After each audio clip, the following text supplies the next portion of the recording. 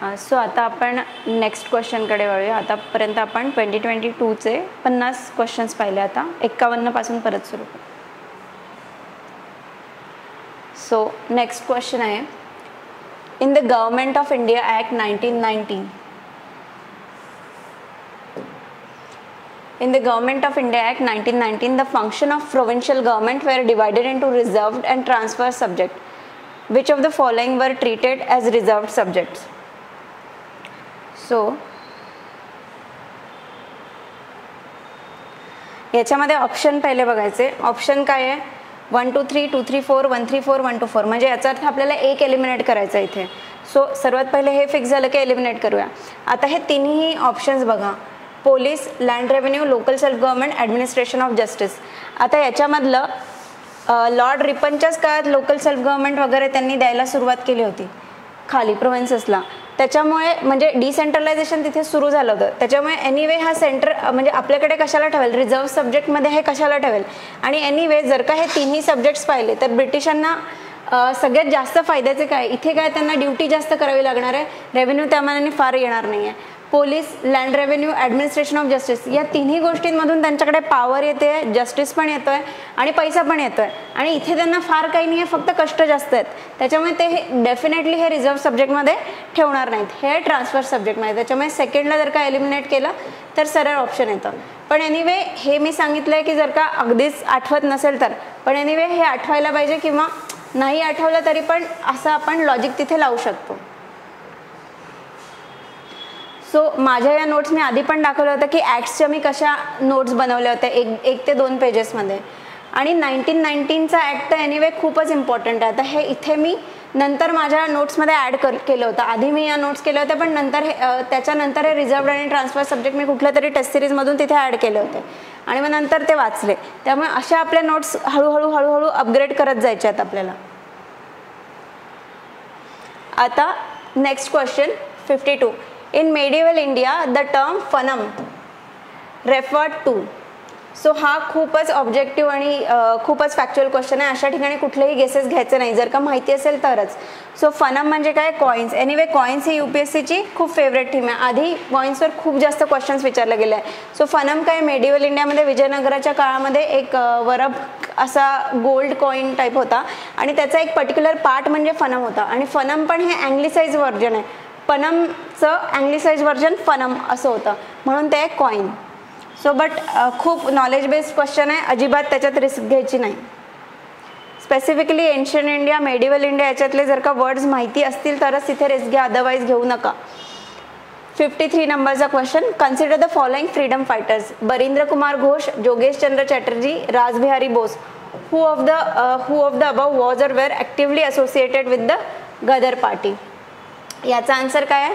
रासबिहारी बोस. कारण हे कुठले होते? बरिंद्र कुमार घोष, जोगेश चंद्र चॅटर्जी. कुठल्या रिव्हॉल्युशनरी ॲक्टिव्हिटीजशी ते रिलेटेड होते? Rashbehari Bose anyway he was a very active person. जेव्हा गदर 1915च्या आसपास जेव्हा गदर पार्टीचं खूप दमन चाललं होतं ब्रिटिशांकडून, तेव्हा ती परत रिवाईव्ह करायला रासबिहारी बोस यांना बोलवण्यात आलं होतं. त्याच्यामुळे याचा आन्सर ओनली 2.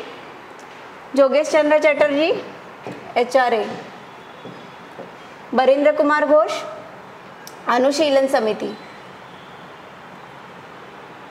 आता रिव्हॉल्युशनरीजच्या ह्या मी नोट्स बनवल्या होत्या. त्याच्यामध्ये हे मी जे हायलाईट केले होते, अनुशीलन समिती एक कलकत्ताचा अनुशीलन ग्रुप आणि हे मिदनापूर वगैरे हे असं बेंगॉलमधले जे रिव्हॉल्युशनरी ॲक्टिव्हिटी होते त्याच्यामध्ये प्रमोद मित्तर, जतींद्रनाथ बॅनर्जी, बरिंद्र कुमार घोष इथे आहे. रासबिहारी घोष. तर आता घोष आणि बोस याच्यामध्ये कन्फ्युजन होण्याची शक्यता आहे. त्याच्यामुळे रासबिहारी घोष आणि रासबिहारी बोस हे दोन्ही आजूबाजूला लिहून त्याच्याबद्दल आपण आपल्या नोट्स रेडी केल्या पाहिजे. रासबिहारी बोस इकडे. Question number 54. With reference to the proposal of Cripps Mission, consider the following statements. The Constitution Assembly. Constitution Assembly पण परत फेवरेट सब्जेक्ट आहे, कारण कॉन्स्टिट्यूशन बनवण्यासाठीच बराच वेळ स्ट्रगल चाललाय. Constituent Assembly would have members nominated by provincial assemblies as well as the princely state. So आता इथे यांनी काय म्हटलंय? Would have members nominated by, म्हणजे सगळेच मेंबर नॉमिनेटेड असतील बाय प्रोव्हिन्शियल असेंब्लीज ॲज वेल एज प्रिन्सली स्टेट. हे ट्रू आहे का? नाही. डेफिनेटली सगळे नॉमिनेटेड मेंबर तर नाहीच, आणि ते पण प्रोव्हिन्शियल असेंब्ली आणि प्रिन्सली स्टेट. हे तर शेवटी पण प्रिन्सली स्टेटचे पण जे नॉमिनेटेड होते त्यातले अर्धे आले अर्धे नाही आले. सो त्यावेळेला जेव्हा क्रिस्प मिशन चालू आहे तेव्हा तर definitely it was not.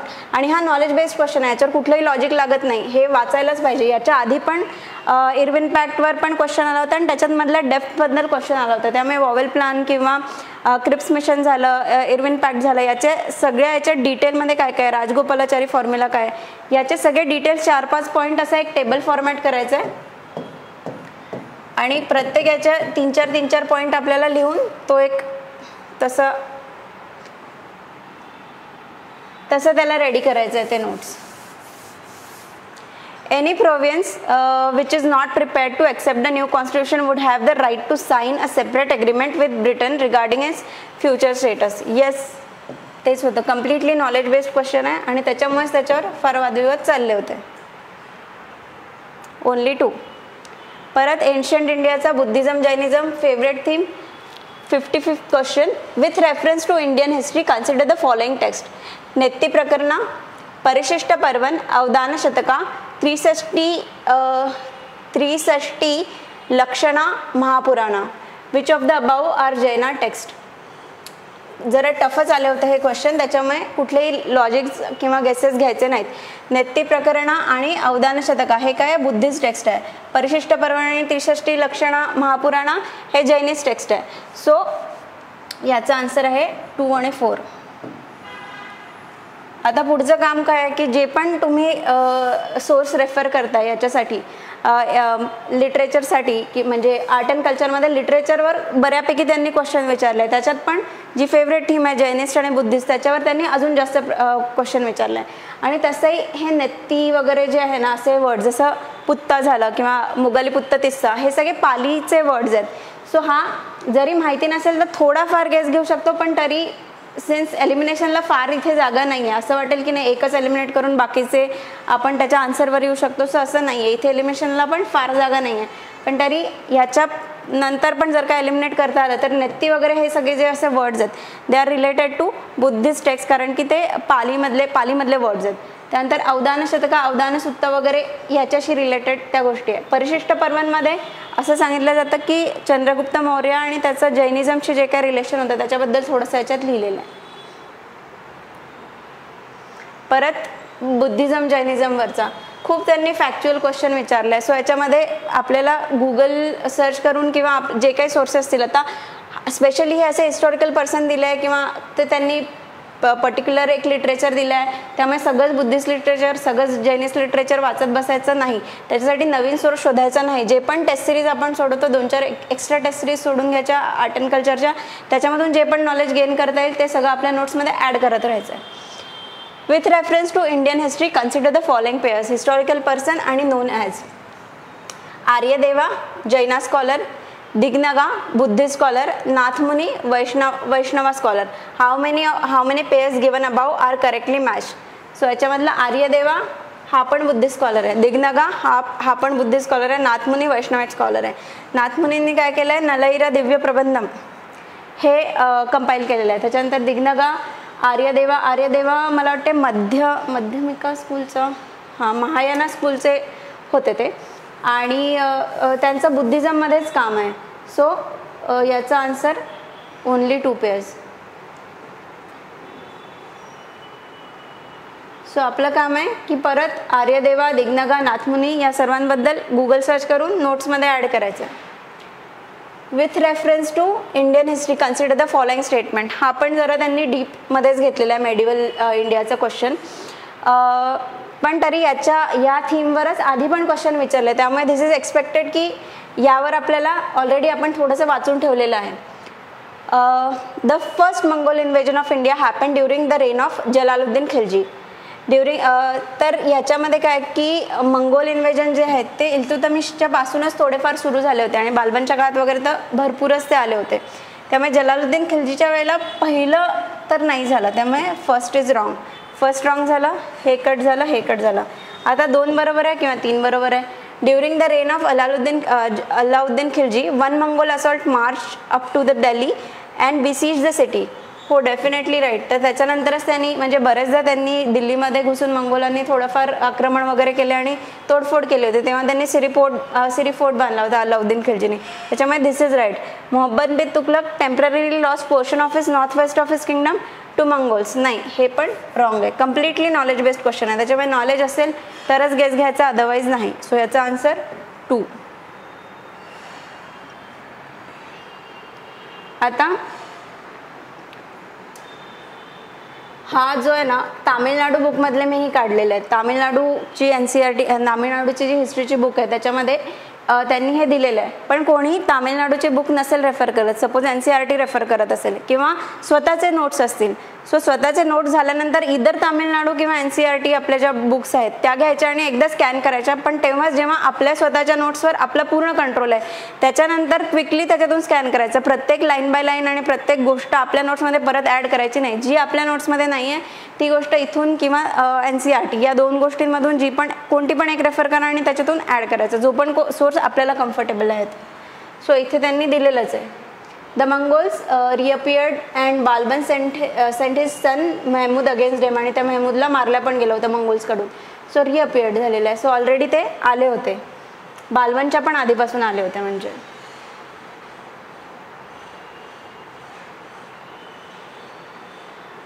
Question number 58. With reference to Indian history who of the following were known as kulahdaran.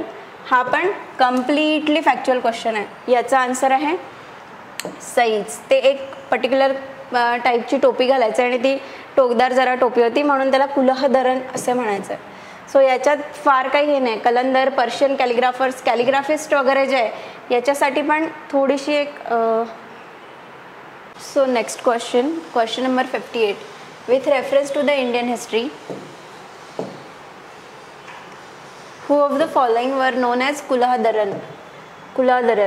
So याच्यामध्ये सईद आन्सर आहे. कम्प्लिटली फॅक्च्युअल क्वेश्चन आहे, त्याच्यामध्ये कुठलाच गेस घेऊ शकत नाही. कुलाहदरन म्हणजे ते एक पर्टिक्युलर टाईपची टोपी वापरायची जी जरा टोकदार असायचं, टोक असायचं त्या टोपीला, म्हणून त्याला कुलाहदरन म्हणायचे. पण याचा काही शब्दांवरून पण तसा काही अर्थ लागत नाही फारसा, त्यामुळे खूपच फॅक्च्युअल आहे. जर का रिअल टाईम एक्झाममध्ये असे क्वेश्चन्स आले सोडला तरीही चालणार आहे, पण रिस्क घेऊन उगाच निगेटिव्ह मार्किंगकडे जायचं नाही.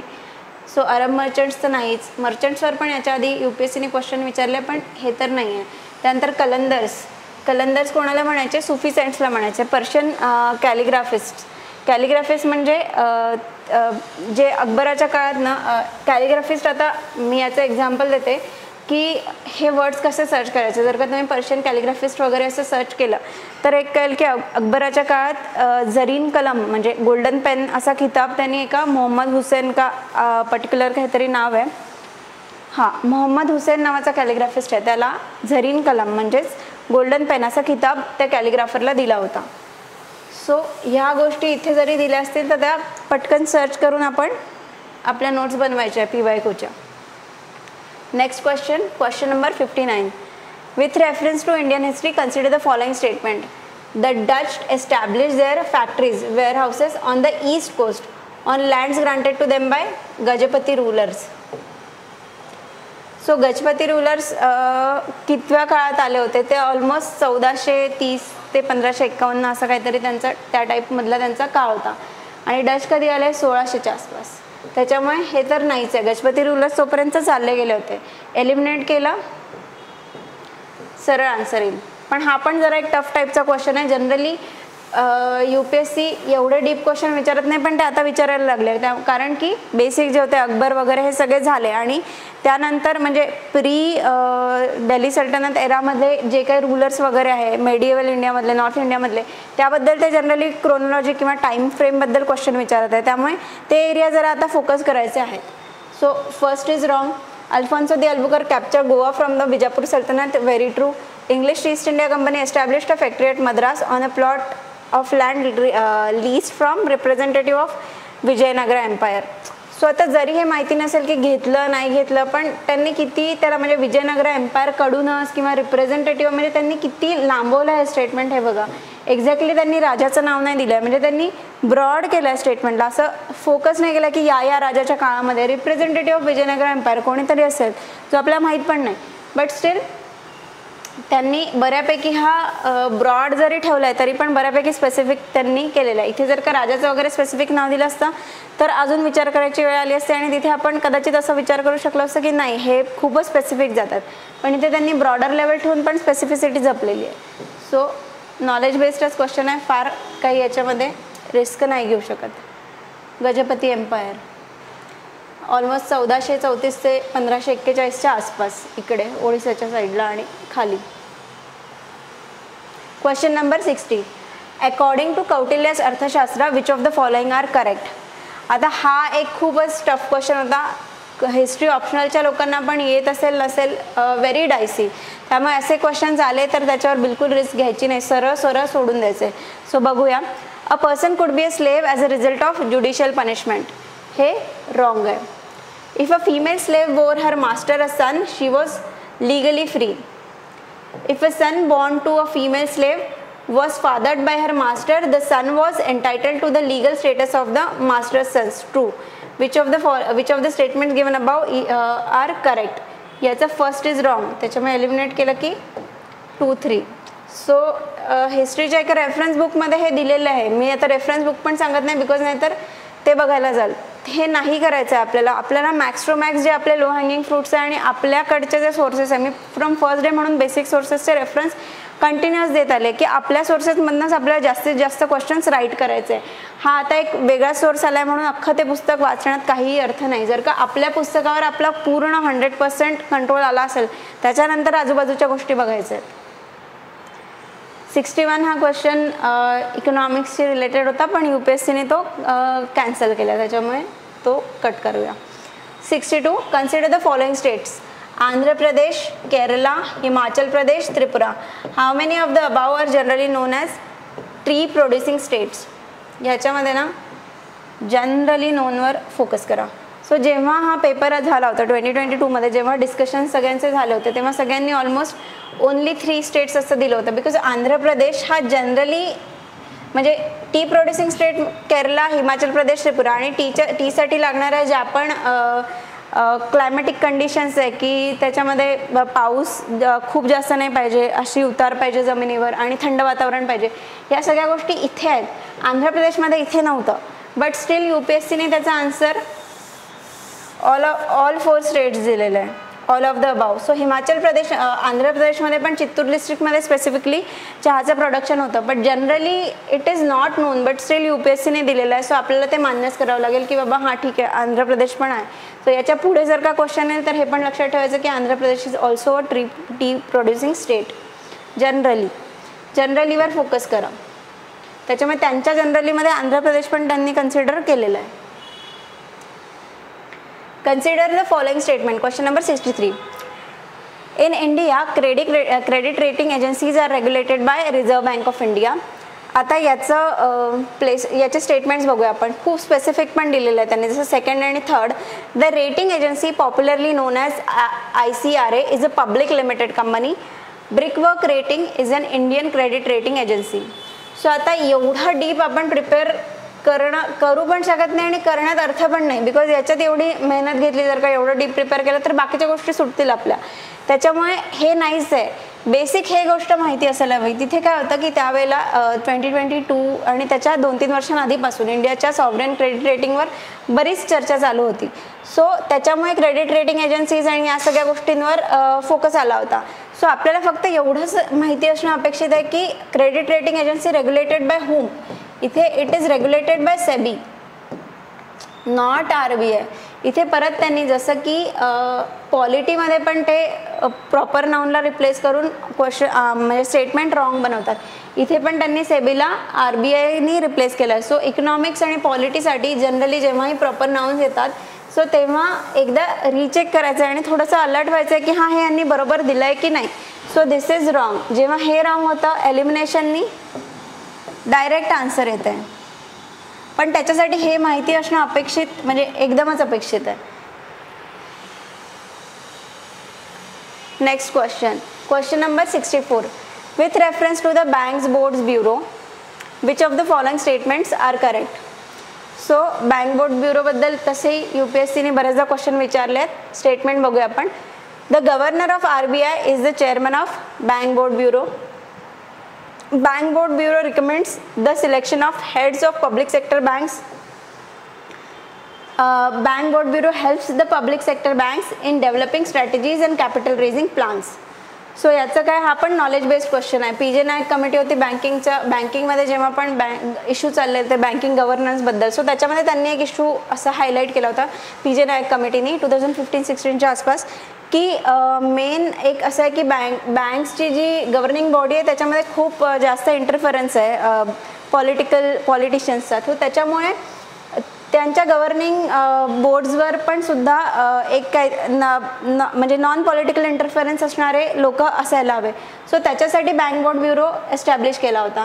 सो चेअरमन ऑफ RBI तर नाहीच, ते बँक बोर्ड ब्युरो सजेस्ट करतील आणि त्याच्यानंतर गव्हर्नर ऑफ म्हणजे त्याच्यानंतर chairman of bank board bureau नंतर सिलेक्ट करतील. ते गव्हर्नर ऑफ RBI जर का झाला तर काहीच पॉईंट नाही ना. RBI ऑलरेडी बँक्सला रेग्युलेट करते आहे, त्यांचे जर का गव्हर्निंग बॉडीजवर पण त्या सिलेक्ट करायला लागले तर त्यात काही अर्थ नाही. पण हा नॉलेज बेस्डच आहे की गव्हर्नर ऑफ RBI हा चेअरमन नसणारच आहे.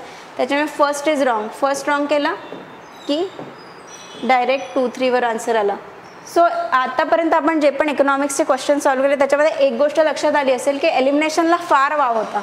इथे पण आपण 1 डिलीट केला आणि आपल्याला सरळ आन्सर आलं, इथे पण 1 डिलीट केला आणि सरळ आन्सर आलं. असे इकॉनॉमिक्सचे बरेचसे क्वेश्चन 2022च्या पेपरमध्ये होते. प्रत्येक वेळेला असतील असे नाही, पण या वेळेला तरी होते.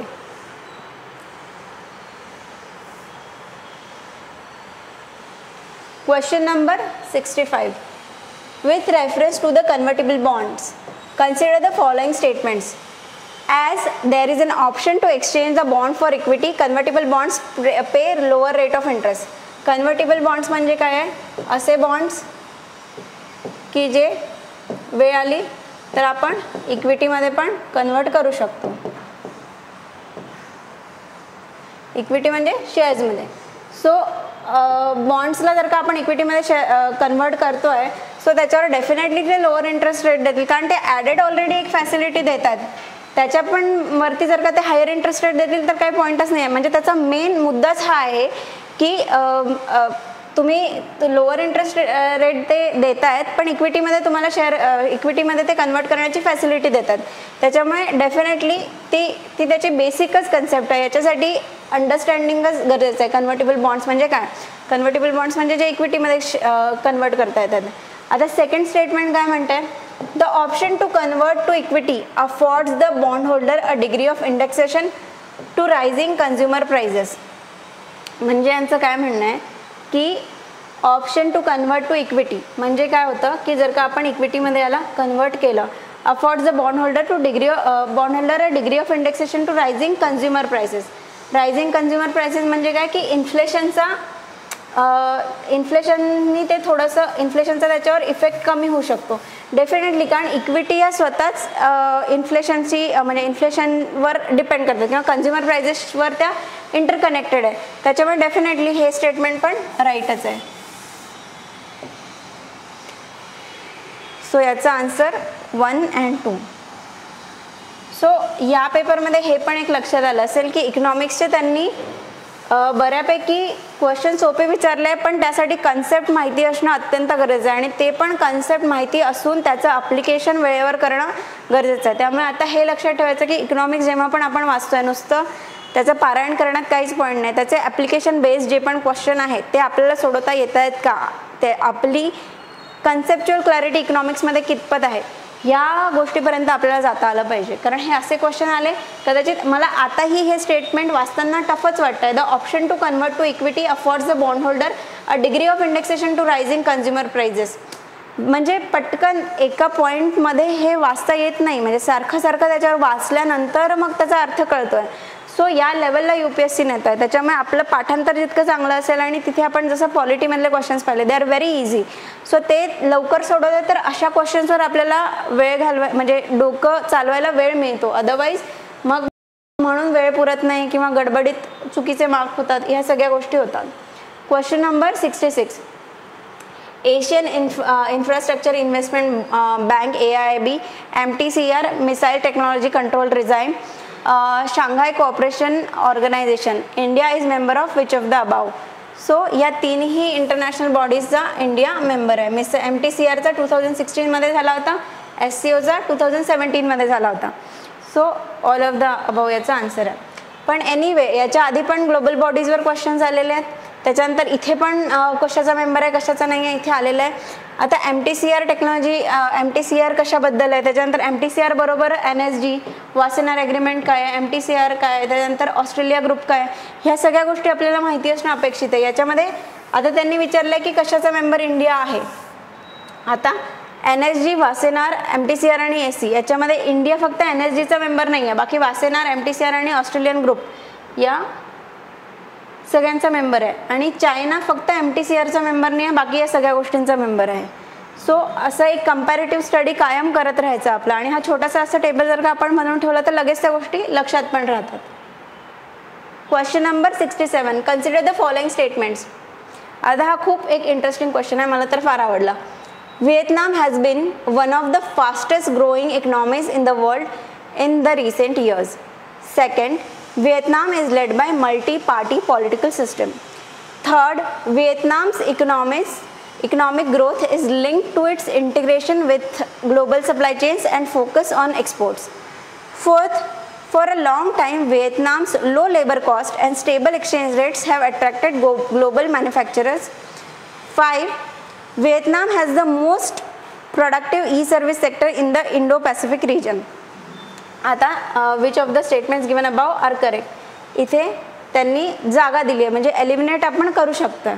सो आता फर्स्ट स्टेटमेंट आपण पाहिलं किती जनरलिस्टिक स्टेटमेंट आहे की it has been one of the fastest growing economies in the world in the recent years. One of the असं पण नाही म्हटलं की it is the fastest, it is one of the. So बरेचसे फास्टेस्ट ग्रोइंग इकॉनॉमी आणि बरेच वेळेला आपण व्हिएतनामला कॉम्पिटिशन म्हणून पण बघतोय किंवा China+1 मध्ये ज्या सगळ्या गोष्टी येतात त्याच्यामध्ये हे बऱ्यापैकी चर्चेचं आहे त्याच्यामुळे. आणि हा स्टेटमेंट पण किती जनरलिस्टिक आहे त्यामुळे this is definitely right. So 1 right आल्यावर ऑप्शन 1 आणि 2 कट झाले, उरले 1, 3, 4, 1, 2. Second, Vietnam is led by multi party political system. आता एवढं व्हिएतनामची पॉलिटिकल सिस्टीम कशी आहे याच्याबद्दल प्रत्येकाला माहिती असणं अपेक्षित नाही आहे. पण थर्ड क्वेश्चन बघूया, थर्ड स्टेटमेंट बघूया. Vietnam's economic growth is linked to integration with global supply chains and focus on exports. So असे कितीसे देश आहे की ज्यांची इकॉनॉमी लिंक नाही आहे ग्लोबल सप्लाय चेनला आणि व्हिएतनामकडून तर प्रोडक्शन होतं आहे. ह्या सगळ्या ज्या गोष्टी चर्चेत आहेतच त्याच्यामुळे दिस इज व्हेरी ऑब्वियस की व्हिएतनाम म्हणजे हा पण स्टेटमेंट किती जनरलिस्टिक आहे. 1 आणि 3 स्टेटमेंट बघा व्हेरी जनरलिस्टिक. अशी कोणती कंट्री आहे की फक्त एक नॉर्थ कोरिया की ज्यांना सगळ्यांपासून ते कट ऑफ आहेत, बाकी सगळ्या कंट्रीज तर ऑलमोस्ट ग्लोबल सप्लाय चेनशी निगडीतच आहेत. त्याच्यामुळे दिस इज ऑल्सो राईट. आता हा एवढा स्पेसिफिक आहे हा माहिती नाही तर गेस घेताना कशावर घ्यायचा. 1 आणि 2 वर जी माहिती नाही ती गोष्ट घ्यायची की विच इज व्हेरी जनरलिस्टिक आणि व्हेरी कॉमन सेन्सिकल गोष्ट आहे डेफिनेटली याच्यावर. त्याच्यामुळे 1, 3, 4 सो डेफिनेटली हे मग चूक होऊन जातं. फोर्थ स्टेटमेंट पाहिलं आपण. For a long time, Vietnam's low labor cost and stable exchange rates have attracted global manufacturers. आता 1, 3 आणि 4 हे तिन्ही स्टेटमेंट्स एकमेकांना सपोर्ट सुद्धा करतात की त्यांच्याकडे लेबर कॉस्ट कमी आहे त्याच्यामुळे त्यांचे एक्सपोर्ट्स जास्त आहेत आणि त्याच्यामुळे it is one of the fastest growing. So 1, 2, 3 असं जात गेलं तर these are definitely connected statement. त्याच्यामुळे 1, 3, 4 सो माहिती असेल नसेल तरी एका कॉमन सेन्सच्या दृष्टीने हा क्वेश्चन डेफिनेटली सोडवता येईलच. Question number 68. In India which one of the following is responsible for maintaining price stability by controlling inflation. Very basic question, reserve bank of India. काहीच याच्यात म्हणजे एक्सप्लेन करण्यासारखं सुद्धा नाही आहे. Department of consumer affairs, expenditure management commission, financial stability and FSDC तर बरेच वर्ष खूप करंट अफेअर्समध्ये राहिलेलं आहे त्याच्यामुळे त्याच्याबद्दल तर माहिती असणं अपेक्षितच आहे.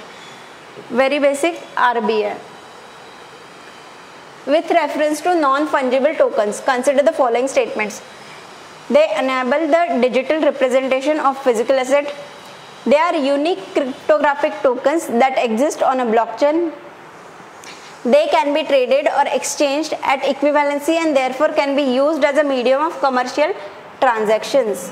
Non fungible token. Non fungible token या क्वेश्चनसाठी नॉन फंजिबल टोकनची ही कन्सेप्टच माहिती पाहिजे. What are non fungible tokens? Digital ॲसेटसाठी सर्वात पहिल्यांदा ही न्यूजमध्ये म्हणजे यूजमध्ये आली होती. नॉन फंजिबल टोकन म्हणजे काय की एखादा पर्टिक्युलर डिजिटल ॲसेट आहे, समजा डिजिटल ज्यांचे पेंटिंग आहे डिजिटल, त्यांनी एक बनवला आणि तो विकला कोणाला, तर त्याच्यावर त्यांचे राईट्स काय राहतील? कोणी पण त्याची कॉपी करून परत त्याला विकू शकेल. सो त्याच्यासाठी नॉन फंजिबल टोकन्स यूज केल्या जातात की नॉन फंजिबल टोकन म्हणजे ह्या पर्टिक्युलर जी पेंटिंग आहे तो त्या पेंटिंगसाठी एक आयडेंटिफायर म्हणून नॉन फंजिबल टोकन यूज केला जातो. सो त्याच्यामध्ये नंतर काय झालं होतं की डिजिटल ॲसेटसाठी तर सुद्धा त्यांनी केलंच, पण नंतर कमोडिटीज आहे किंवा फिजिकल ॲसेटसाठी सुद्धा पण डिजिटल रिप्रेझेंटेशन नॉन फंजिबल टोकनच्या फॉर्ममध्ये सुरू झालं होतं. त्याच्यामुळे फर्स्ट इज राईट. सो याच्यासाठी ना नॉन फंजिबल टोकनसाठी बरेचसे यूट्यूबवर व्हिडिओज अवेलेबल आहे. त्यातला कुठलाही एक व्हिडिओ उचलून 10-15 मिनिटाचा बघितला तर ही कन्सेप्ट कळून जाईल. पण याच्यामध्ये अजून महत्त्वाची कन्सेप्ट काय आहे की फंजिबिलिटी म्हणजे काय? कारण की हा बेसिक इकॉनॉमिक्सचे क्वेश्चन UPSC जनरली विचारत आहे. फंजिबिलिटी म्हणजे काय की एखादी जी तुमचा पैसा आहे ते तुम्ही डिवाइड करू शकताय का? नॉन फंजिबल टोकन म्हणजे काय की एक पेंटिंग आहे त्याच्याशीच जो रिलेटेड NFT आहे तोच, बस त्याला डिवाइड नाही करता येणार की याचे 2 पेंटिंगला वेगवेगळी व्हॅल्यू देऊन 2 NFT झाले, नाही. पण 50 रुपयाची नोट तुम्ही वेगवेगळ्या गोष्टींमध्ये देऊ शकता की 5 × 10च्या नोट किंवा 5-5चे कलर इंटू म्हणजे 10 5-5चे कलरमध्ये तुम्ही त्याला कन्वर्ट करू शकता. That is called a fungibility. So fungibility of the rupee किंवा फंजिबिलिटी ऑफ एनी करन्सी ह्या गोष्टीवर तुमचा फोकस असला पाहिजे. हा तर करंट अफेअर्सचा आणि माहितीचा क्वेश्चन आहे. सेकंड म्हणजे they are unique cryptographic token that exist on a blockchain. Yes, definitely. Third, wrong आहे. They cannot be traded or exchange at the equivalency and therefore cannot be used as medium of commercial transaction. ते नाही use होऊ शकत. So 3 eliminate झालं. परत 1 and 2. Question number 70. Consider the following pairs. Reservoirs आणि states. परत इथली जी theme आहे ना, थीम रिव्हरची आहे. त्यांनी रिझर्वायर्स विचारले, डिरेक्टली रिव्हर्स नसतील जरी विचारले तरी त्यांनी रिझर्वायर्स तिथे विचारले आहेत. सो बघूया. घटप्रभा तेलंगणा. घटप्रभा कुठली आहे?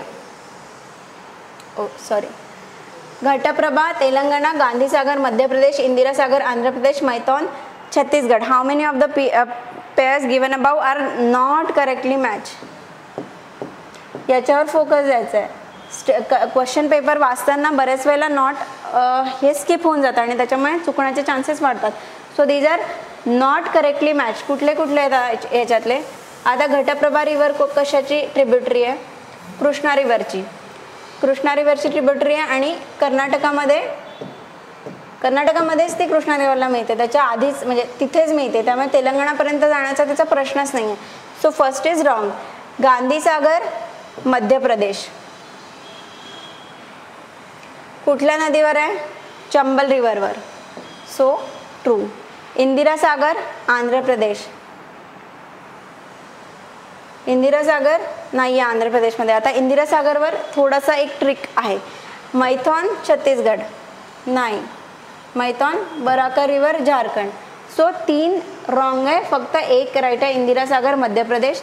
So how many of are not correctly match? Only 3 pairs. हां, घटप्रभाच्या या जिथे घटप्रभा रिझर्वर आहे, हिडकल डॅम पण आहे तिकडे. त्याच्यानंतर हा जो इंदिरा सागर आहे MP मध्ये आहे, नर्मदा रिव्हरवर.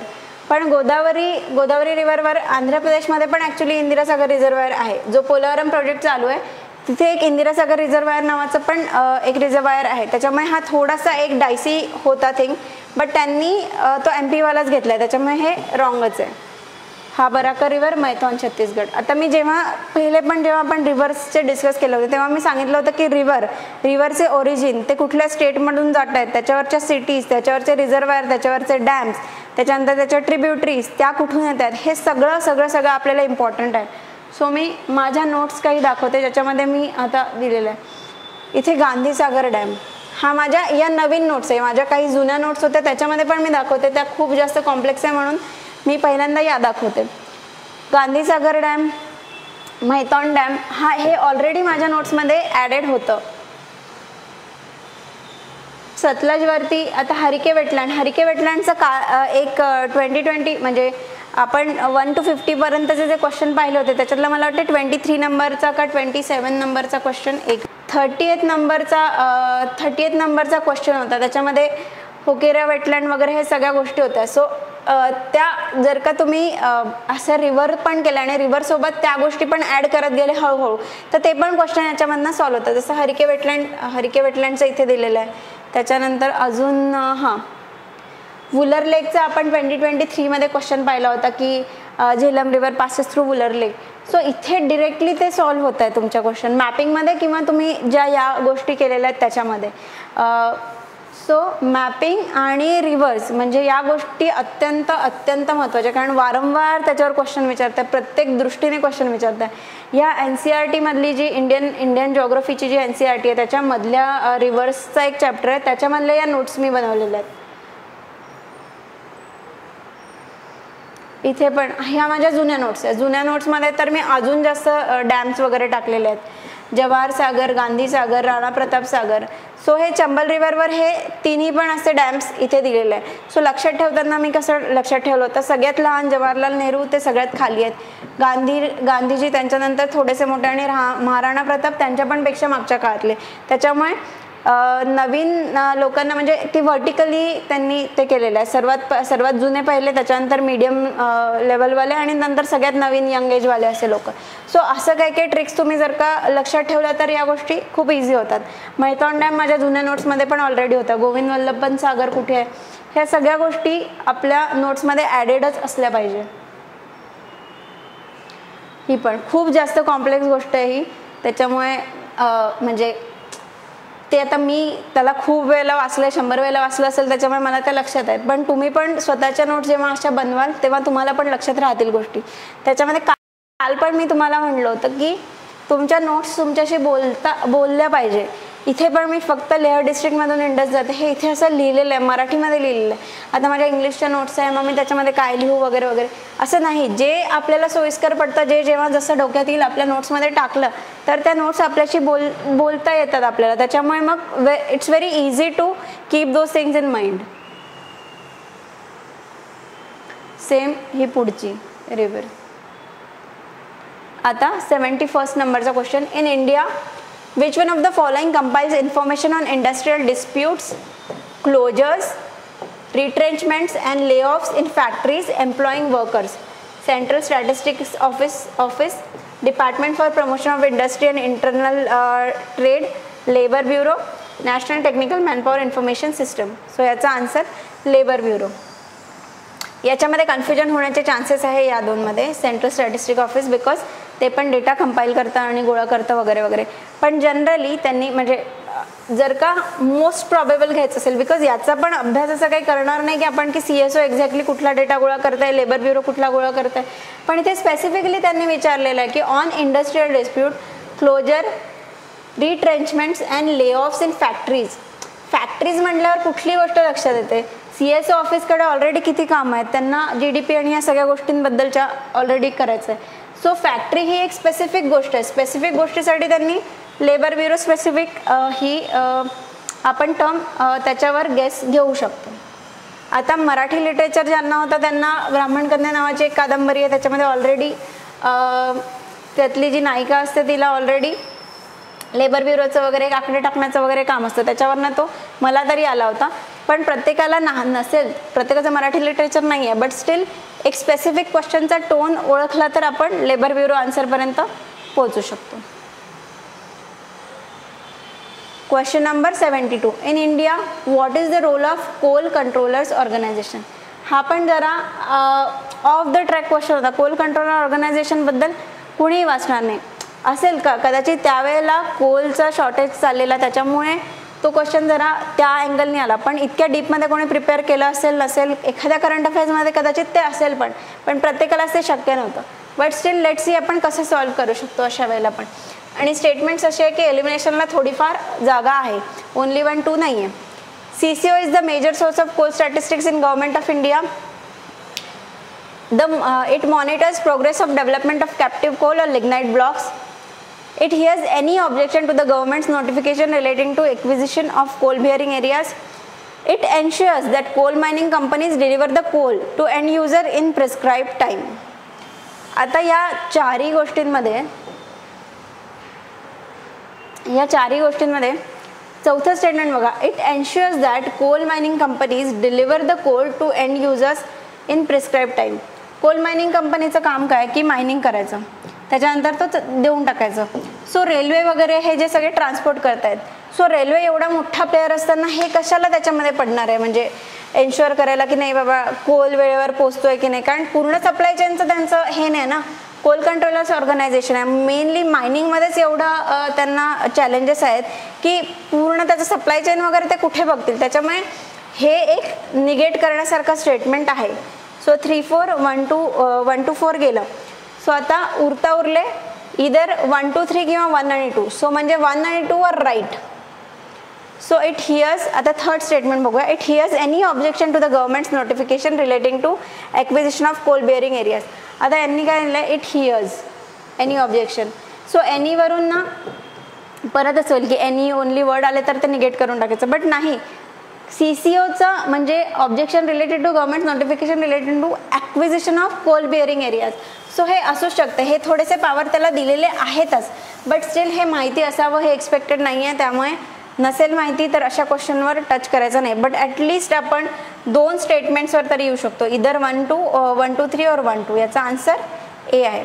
आणि अजून एक मी सांगते की आता आपण आधीचाच जो क्वेश्चन पाहिला, लेबर ब्युरोचा डेटा कोण कंपाईल करतं वगैरे याच्यावर दिलेला आहे त्यांनी. त्याच्यामध्ये लेबर ब्युरो म्हणजे या डेटाबद्दल कुठली गोष्ट कंपायलेशन वगैरे करते, लेबर ब्युरो आन्सर आहे. सेम टाईपचं एक फंक्शन CCO कडे पण आहे. It monitors progress of development of it is a major source of coal statistics in government of India. So हे दोन्ही खूप सिमिलर टाईपचे आहे. स्पेसिफिकेशन जो त्याचा डेटाबद्दलचं स्पेसिफिकेशनसाठी ही स्पेसिफिक बॉडी आहे, कोलच्या डेटाबद्दलसाठीची ही स्पेसिफिक बॉडी आहे CCO. सो ह्याचं कनेक्शन्स बघा, जरी दोन्ही वेगवेगळ्या एरियामधले हे क्वेश्चन्स आहेत, बट स्टील त्यांनी स्टेटमेंट्स किती सिमिलर टाईपचे विणले आहेत हे बघा. आणि या अशा सिमिलॅरिटीजकडे आपण सारखं लक्ष द्यायचं आहे, सो दॅट आपण नेक्स्ट टाइम जेव्हा क्वेश्चन सॉल्व करायला जाऊ तेव्हा या गोष्टी आपल्या डोक्यात असतील आणि ते आपल्याला इझी पडेल क्वेश्चन सॉल्व करायला. If a particular area is brought under the 5th schedule of the Constitution of India, which one of the following statements best reflects the consequence of it? This would prevent the transfer of land of tribal people to non-tribal people. This would create a local self-governing body in that area. This would convert that area into a union territory. The state having such area would be declared as special category status. So मी आधी पण सांगितलं होतं की schedule are very very important. त्याच्यासाठी मी हा table पण दिला होता मागच्या वेळेला. सो प्रत्येक शेड्यूल आपल्याला पाठच पाहिजे. 6 शेड्यूल जो आहे आणि याच्यासाठी एक स्पेसिफिक चॅप्टर पण दिलेला आहे UPSC लक्ष्मीकांतमध्ये. सो 5th आणि 6th शेड्यूलचा तो पर्टिक्युलर चॅप्टर तो पण खूप जास्त इम्पॉर्टंट आहे. पण इथून पण जर का बेसिक आपल्याला जरी माहिती असेल तरी पण तो क्वेश्चन सॉल्व होतो की 5th शेड्यूल कशाशी रिलेटेड आहे. Provisions relating to administration and control of schedule areas and schedule tribes. So या सगळ्या स्टेटमेंटमध्ये सगळ्यात जास्त ट्राईब्सशी रिलेटेड कुठला दाखवतं statement 1. This would prevent the transfer of land of tribal people to non tribal people. कारण 5th आणि 6th शेड्यूलचं मोटोच काय की ट्रायबल एरिया किंवा शेड्यूल एरियाज किंवा ट्रायबल एरियाज यांचं जतन करणं. आणि इथे त्यांनी काय दिलेलं आहे की it would create a local self governing body in that area. ती 6th शेड्यूलमध्ये फॉर्म होते ऑटोनॉमस डिस्ट्रिक्ट काउन्सिल. 5th शेड्यूलमध्ये ट्रायबल ॲडवायझरी काउन्सिल आहे. इथे ऑटोनॉमस डिस्ट्रिक्ट काउन्सिल होते. त्याच्यामुळे हे स्टेटमेंट डिरेक्टली 6th शेड्यूलसाठी आहे. This would convert that area into union territory. Very extreme statement. Union territory अशी थोडी बनते कधी की बाबा 5th शेड्यूलमध्ये टाकलं आणि युनियन टेरिटरी झाली. No, never. सो जो साधारण अभ्यास एकदा जरी लक्ष्मीकांत दोनदा जरी वाचेल तरी हे तर डेफिनेटली निगेट करता येईल. फोर्थ स्टेटमेंट काय, the state having such areas would be declared as special category state. नाही, नॉट डेफिनेटली. कारण फिफ्थ शेड्यूलचे जे पण 10 स्टेट्स आपण पाहिले ते प्रत्येक स्पेशल कॅटेगरी स्टेट्स नाही आहेत. त्याच्यामुळे दिस इज रॉंग. 1 पूर्ण नॉलेज बेस्ड बेसिक लक्ष्मीकांत सोर्समधून आलेला क्वेश्चन. मी परत एकदा सांगते, शेड्यूलवाला जो पण टेबल आहे तो पूर्ण रट्टाच पाहिजे या आर्टिकल सकट. फक्त इथे जे फर्स्ट आणि सेकंड शेड्यूलला जे आर्टिकल आहे ते खूप जास्त आर्टिकल जास्त आहेत, तेवढं नाही लक्षात ठेवले तरी चालतील. पण ज्याला पण 1-1, 2-2 आर्टिकल्स आहेत ते पाठच असले पाहिजे.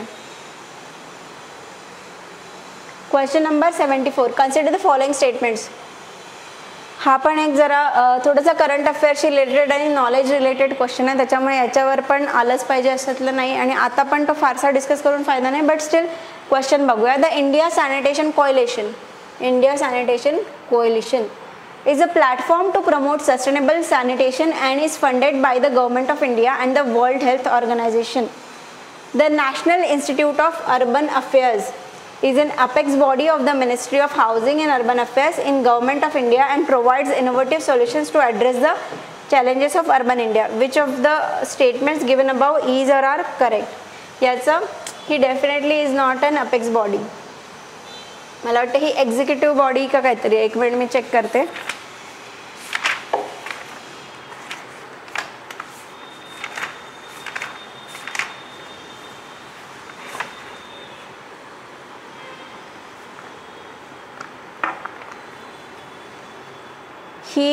ही डेफिनेटली ही अपेक्स बॉडी नाही आहे, त्याच्यामुळे हे रॉंग आहे. याच्यामध्ये funded by government of India आणि World Health Organisation it is not funded by government of India, त्याच्यामुळे हे दोन्ही रॉंग आहे. फॅक्च्युअल थोडासा नॉलेज बेस्ड आहे, त्याच्यामुळे गेस घ्यायचे नाही. येत असेल तरच सोडवायचं, अदरवाईज नाही. नीदर 1 nor 2 आन्सर आहे. Next question number 75. Which one of the following has been constituted under the Environment Protection Act 1986? Central Water Commission, Central Groundwater Board, Central Groundwater Authority, National Water Development Agency. So याचा answer पण knowledge based आहे, central ground authority. C. आता याच्यामध्ये central water commission काय आहे, याच्यामध्ये तुम्ही इंटरनेटवर जरी सर्च केलं, स्पेसिफिकली या सेंट्रल वॉटर कमिशनच्या वेबसाईटवर पण जाऊन सर्च केलं तरी पण या बॉडीबद्दल काही अंदाजा लागत नाही. सो हे एवढं लक्षात ठेवा की ज्या स्टॅच्युटरी आहे ज्याच्याबद्दल मिळते इन्फॉर्मेशन त्याच्याबद्दल, बट हे आहे तरी याच्याबद्दल थोडंसं बेसिक वाचून ठेवायचं. सेंट्रल ग्राउंड वॉटर बोर्ड कशासाठी आहे, सेंट्रल ग्राउंड वॉटर अथॉरिटी याच्या अंडर बनलेली आहे, ह्या सगळ्या गोष्टी. आणि याच्या आधी पण मी एक सांगितलं होतं,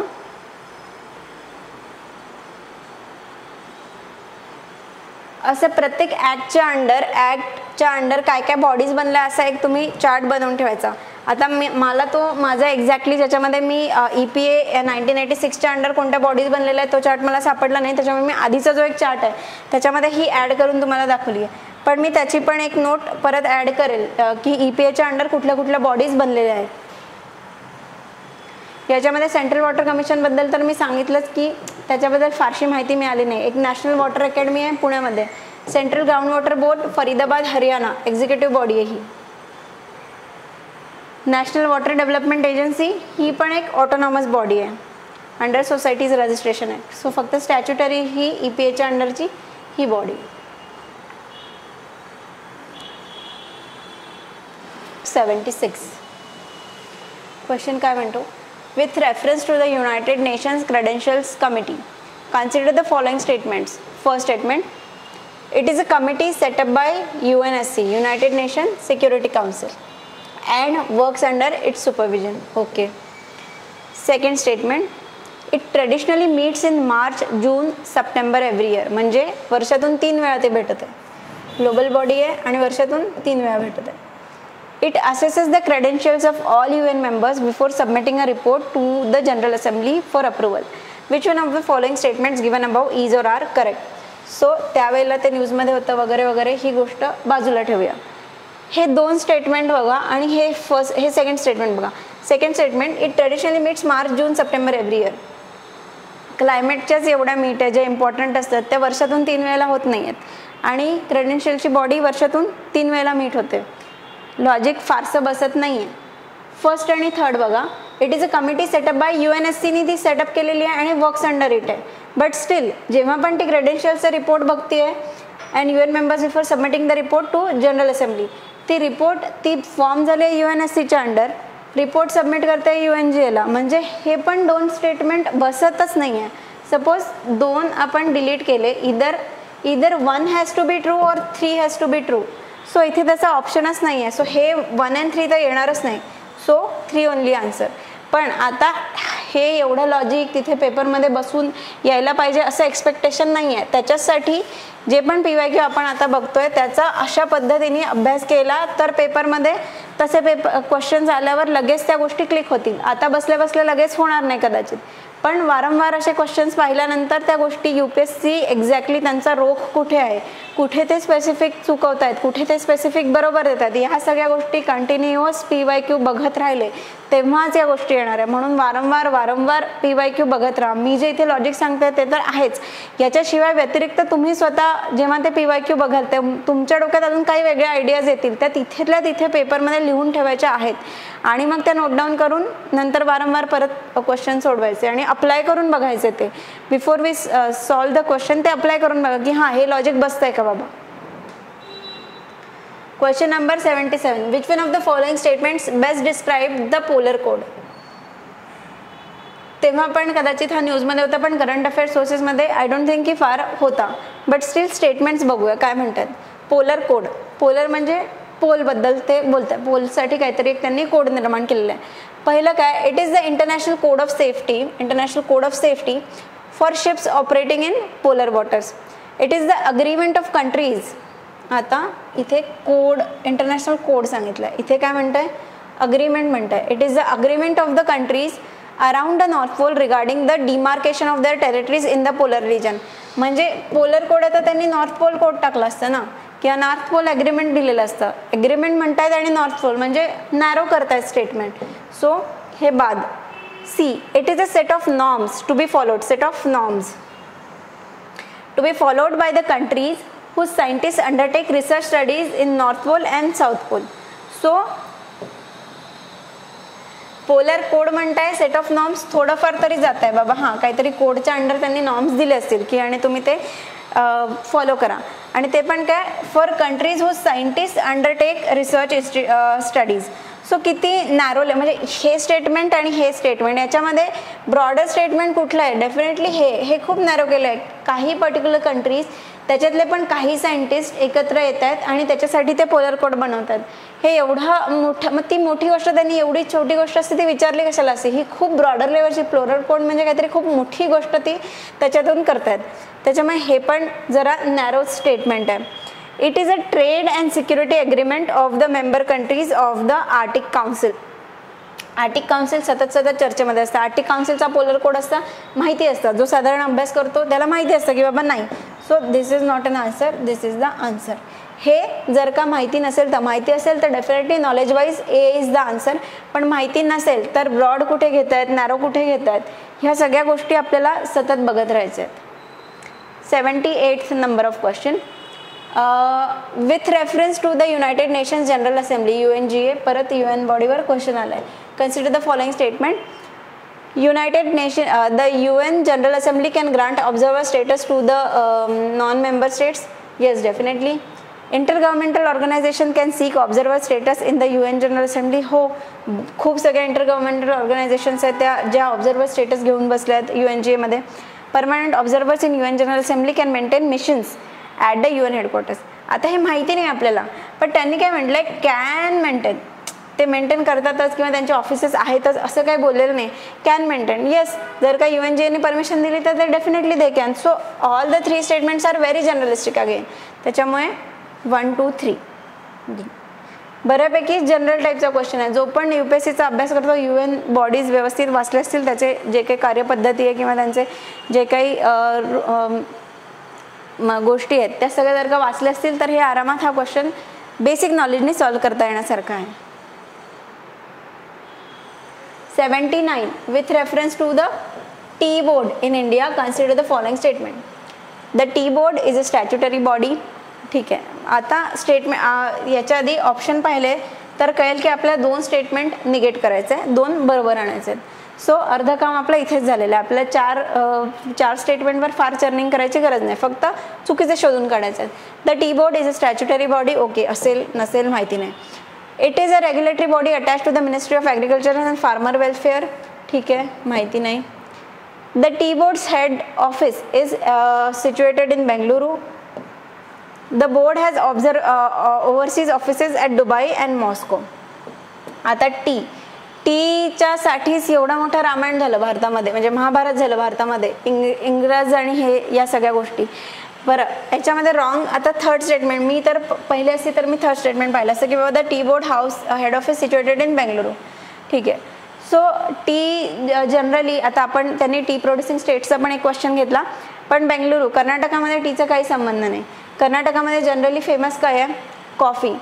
तर जिथे कॉफी फेमस आहे तिथे टी बोर्डचं ऑफिस का ठेवतील? ते टी बोर्डचं ऑफिस आहे कोलकात्याला. आणि जेव्हापासून इंग्रज आलेले आहे, एवढं सगळं महाभारत टीच्या अराउंड इंग्रजांनी जे केलं त्यांचा बेस कुठे होता? सर्वात पहिले कोलकाता साईडला, आणि तिकडेच दार्जिलिंग या सगळ्या साईडचा टी फेमस आहे. टी म्हटलं की दार्जिलिंग टी हे आपल्या तोंडात येणारच. त्यामुळे इकडची पूर्ण ईस्टर्न साईड सोडून बँगलोरमध्ये जिथे टीचा काही फार संबंध पण नाही आहे. बरं, असं पण नाही की ती एखादी कोस्टल सिटी आहे की तिथे आपल्याला टीच्या एक्सपोर्टला खूप चांगल्या गोष्टी पडणार आहे, त्यामुळे तिथेच ऑफिस ठेवून देऊ. अशी काहीही जॉग्रफी नसताना ते बँगलोरला का ठेवतील? So this is wrong. आणि त्यांना it's very easy to make this sentence wrong. The tea board's office is situated in Kolkata. कोलकात्याला रिप्लेस केलं बँगलुरू. परत प्रॉपर नेमला त्यांनी रिप्लेस करून हे रॉंग केलेलं आहे. So this is wrong. Third गेलं. सो 1 and 3 गेलं, 3 and 4 गेलं. आता उरलंय 2, 4, 1 and 4 आणि 2 and 4. म्हणजे 4 is definitely right. The board has overseas offices at Dubai and Moscow. आणि टी बोर्डचे कितीतरी ओव्हरसीज ऑफिसेस असतील, त्याच्यामधले ती सगळी लिस्ट काढून त्याच्यामधले हे 2 चुकीचे आन्सर देऊन त्यांच्या डोक्याला किती ताण पडणार आहे. त्याच्यामुळे एनिवे हे आता एलिमिनेशन तर राईटच आलं, but still if we think it otherwise, तरी पण अख्खी संपूर्ण लिस्ट काढून त्याच्यामध्ये काहीतरी रॉंग करणार ते नाही definitely. So this is right. आता उरलं 2 आणि 1. The board is a statutory body. It is regulatory body attach to the ministry of agriculture and farmers welfare. आता इथपर्यंत जर का आला तरी पण UPSCचा जो पण हिस्ट्री आहे त्याच्यानुसार जर का आपण पाहिलं, T board is a executive body किंवा स्टॅच्युटरी बॉडी, ते डेफिनेटली स्टॅच्युटरी बॉडीला एवढं रिप्लेस करणार नाही. मिनिस्ट्रीज जनरली UPSC मिनिस्ट्रीजमध्ये घोळ करतच करतं. सो परत इथे प्रॉपर नाऊनला त्यांनी चेंज केलेलं आहे. So this is wrong. 1 आणि 3 1 आणि 4 आर राईट. 1 आणि 4 राईट, बाकीचे चूक. सो थोडंफार नॉलेजची गरज आहेच, पण नसेल नॉलेज तरी पण कसं एलिमिनेट करून आपल्याला राईट आन्सरपर्यंत जाता येईल ह्याच्याकडे आपला जास्तीत जास्त भर असायला पाहिजे. Question number 80. Which one of the following best describes the term green washing? White washing, brain washing हे सगळे वर्ड वाचलेले आहेत. त्याच्यावरून कुठल्या गोष्टीवर जास्त वाटतंय?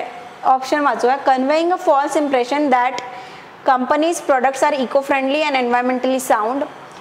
Non-inclusion of ecological or environmental cost in the annual financial statements of a country.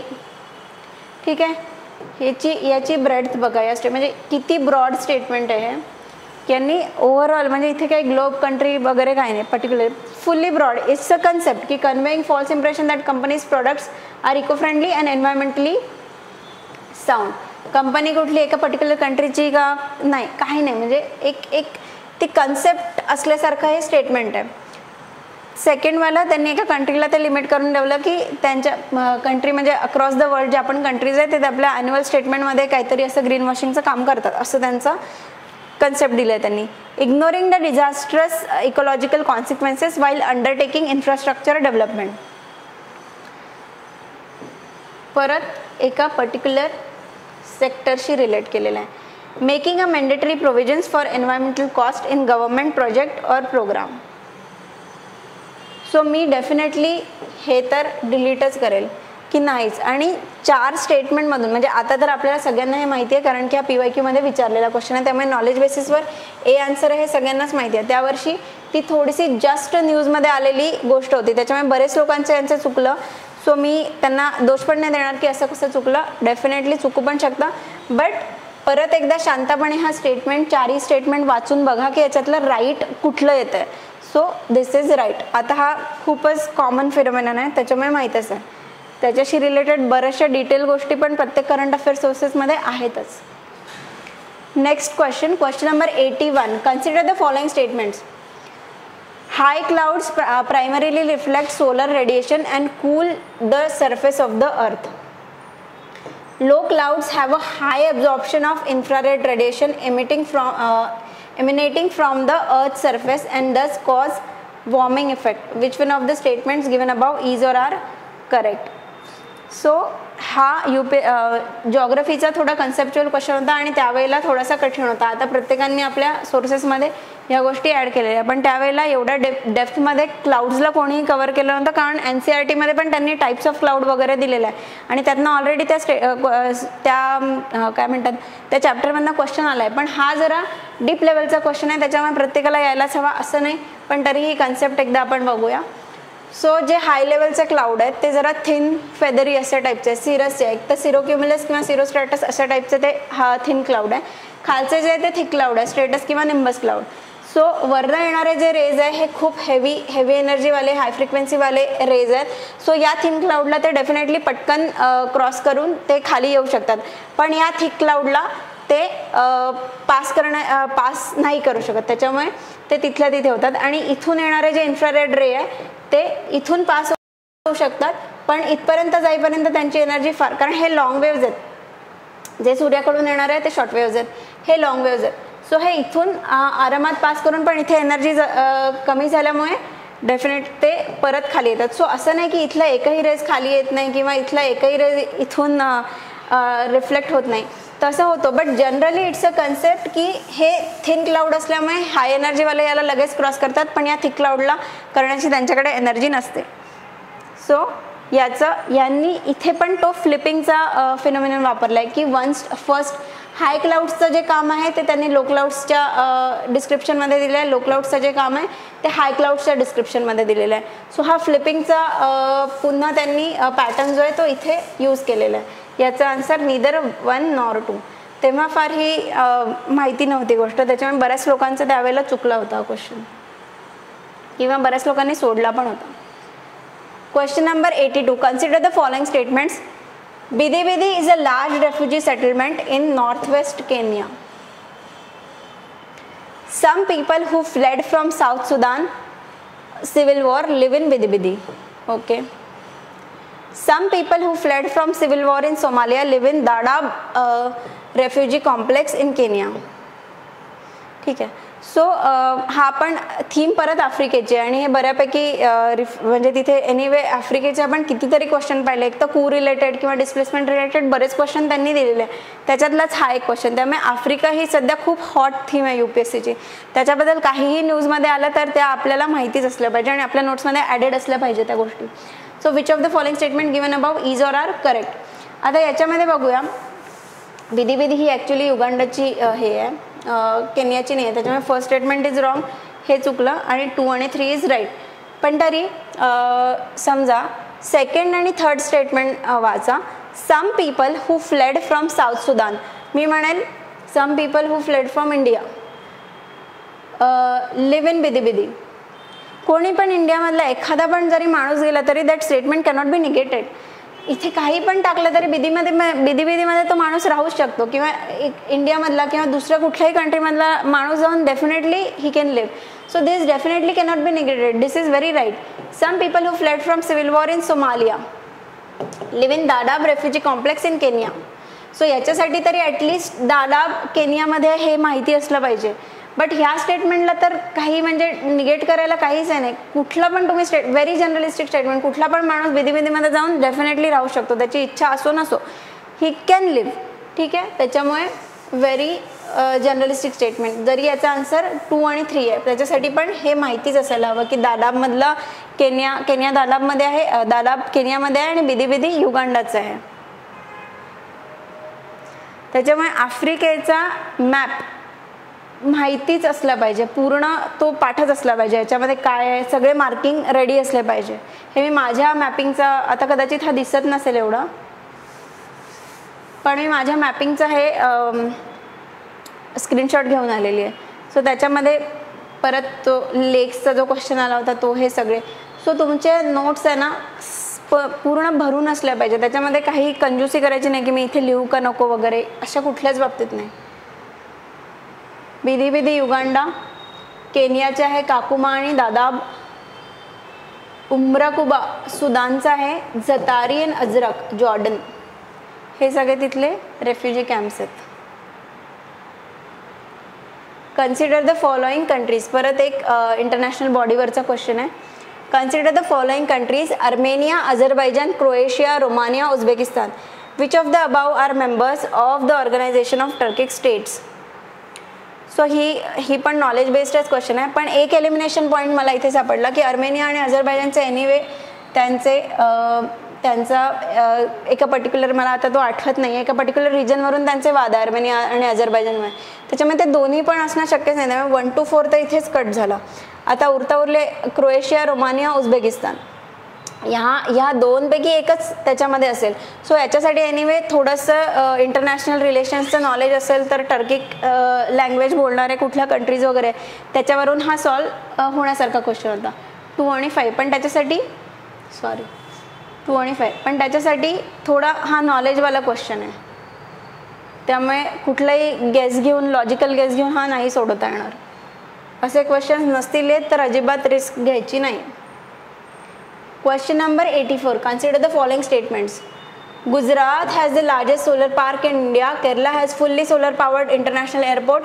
Goa has the largest floating solar photovoltaic project in India. Which of the statements given above is or R correct. परत याची theme जी आहे ती इन्फ्रास्ट्रक्चरची theme आहे. इन्फ्राबद्दल आधी पण आपण पाहिलं होतं, त्यांनी रोड्सबद्दल विचारलं, त्याच्यानंतर एअरपोर्ट विचारले, ग्रीनफील्ड एअरपोर्ट कुठले आहे. इथे पण त्यांनी इन्फ्रा प्रोजेक्टच विचारले, रिन्युएबल एनर्जीचे जे पण इन्फ्रा प्रोजेक्ट आहे. सो याच्यामध्ये काय, गुजरात नाही आहे. राजस्थानमधला Bhadla is the largest solar power plant. त्याच्यानंतर केरलामध्ये कोच्चीचं जे एअरपोर्ट होतं ते फुल्ली सोलर पॉवर इंटरनॅशनल होतं, त्याच्यामुळे हे बऱ्यापैकी न्यूजमध्ये पण होतं, त्याच्यामुळे हे माहितीच असलं पाहिजे होतं. Goa is the largest floating solar photovoltaic project नाही, तामिळनाडू. नॉलेज बेस्ड क्वेश्चन आहे, जास्त रिस्क घेता येत नाही. So only 2. 2022 पर्यंतचे एनिवे लोक लकी होते, कारण ओनली 1 ओनली 2 वाले असे स्टेटमेंट टाईपचे क्वेश्चन होते, एलिमिनेशनला जागा होती. त्याच्यामुळे आता आपल्याला या गोष्टी माहिती म्हणजे माहितीच असल्या पाहिजे, कुठल्याही टाईपचे एलिमिनेशन पटकन करता येत नाही आहेत. Question number 85. With reference to the United Nation convention on law of seas, UNCLOS, consider the following statement. Coastal state has the right to establish the breadth of its territorial sea up to the limit not exceeding 12 nautical miles, measured from baseline determined in accordance with the convention. Very true. knowledge based question आहे. UNCLOS बऱ्यापैकी न्यूजमध्ये असतो नेहमीच. Ships of all states, whether coastal or landlocked, enjoy the right of innocent passage through the territorial sea. Very true. Third statement, the exclusive economic zone shall not extend beyond 200 nautical miles from the baseline from which the breadth of the territorial sea is measured. Very true. all of the above. आता international seabed authority ISA याच्याबद्दल पण question आला होता. हा UNCLOSचा आणि anyway पॉलिमेटॅलिक नॉड्यूलचं extraction या सगळ्या गोष्टींमुळे UNCLOS आणि ISA या गोष्टी कंटिन्युअस न्यूजमध्ये असतात. सो 12 नॉटिकल माईलपर्यंतच्या ज्या गोष्टी आहेत त्या कोण, UNCLOS. त्याच्या पुढे ISA इंटरनॅशनल सीबेड्स अथॉरिटी. त्याच्यामधले जे पण काही एक्स्ट्रॅक्शन वगैरे जे करायचं आहे त्याचं जे पण रेग्युलेशन आहे ते कोण करतं, ISA. सो हे बऱ्यापैकी न्यूजमध्ये असलेल्याच गोष्टी आहेत. करंट अफेअर्स टाईपच्या असतं तेव्हाच्या पण गोष्टी होत्या, आता पण ते करंट अफेअर्सच आहे. त्याच्यामुळे याचा 1 to 3 नॉलेज बेस्ड क्वेश्चन आहे हा सर्व, फार याच्यात लॉजिक लागत नाही. Question number 86. Which one of the following statements best reflect the issue with Senkaku island sometimes mention is news. Senkaku islands, Japan आणि चायना यांचा dispute, Senkaku island. So it is generally believed that they are artificial islands made by country around South China Sea. नाही, South China Sea मध्ये कोणते आहे, पारासेल्स, पाटली हे सगळे यांचे व्हिएतनाम आणि चायना वगैरे आणि बाकीच्या ज्या कंट्रीज आहेत तिथल्या अराउंड साऊथ चायना सीच्या त्यांचे ते काय म्हणतात त्यांचा तो वाद आहे. इथे नाही आहे. सेनकाकू आयलँड तिथला नाही आहे. China and Japan engage in maritime disputes over these islands in East China Sea. Yes definitely. So Senkaku island आणि ईस्ट चायना सी हे आता आपल्या नोट्समध्ये असलं पाहिजे. सो दिस इज राईट, हे याचा आन्सर आहे. बट तरी 3 आणि 4 वाचूया.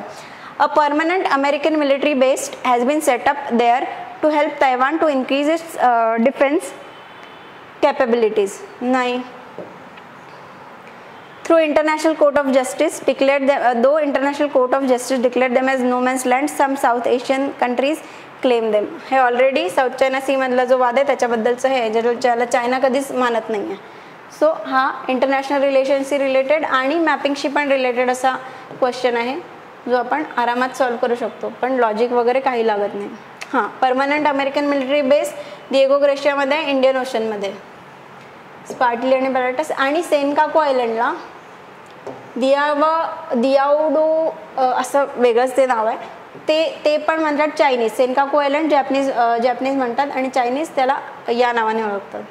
सो ते पण म्हणजे जर का फ्लिप करून क्वेश्चन आला तर ते पण माहिती असलं पाहिजे. Question number 87. Consider the following pairs. Country आणि important reason for being in the news recently. Chad, Guinea, Lebanon, Tunisia. परत हे जे डिस्प्युटेड रिजन आहे त्याच्यावरचा हा क्वेश्चन आहे. Chad. Setting up of permanent military based by China.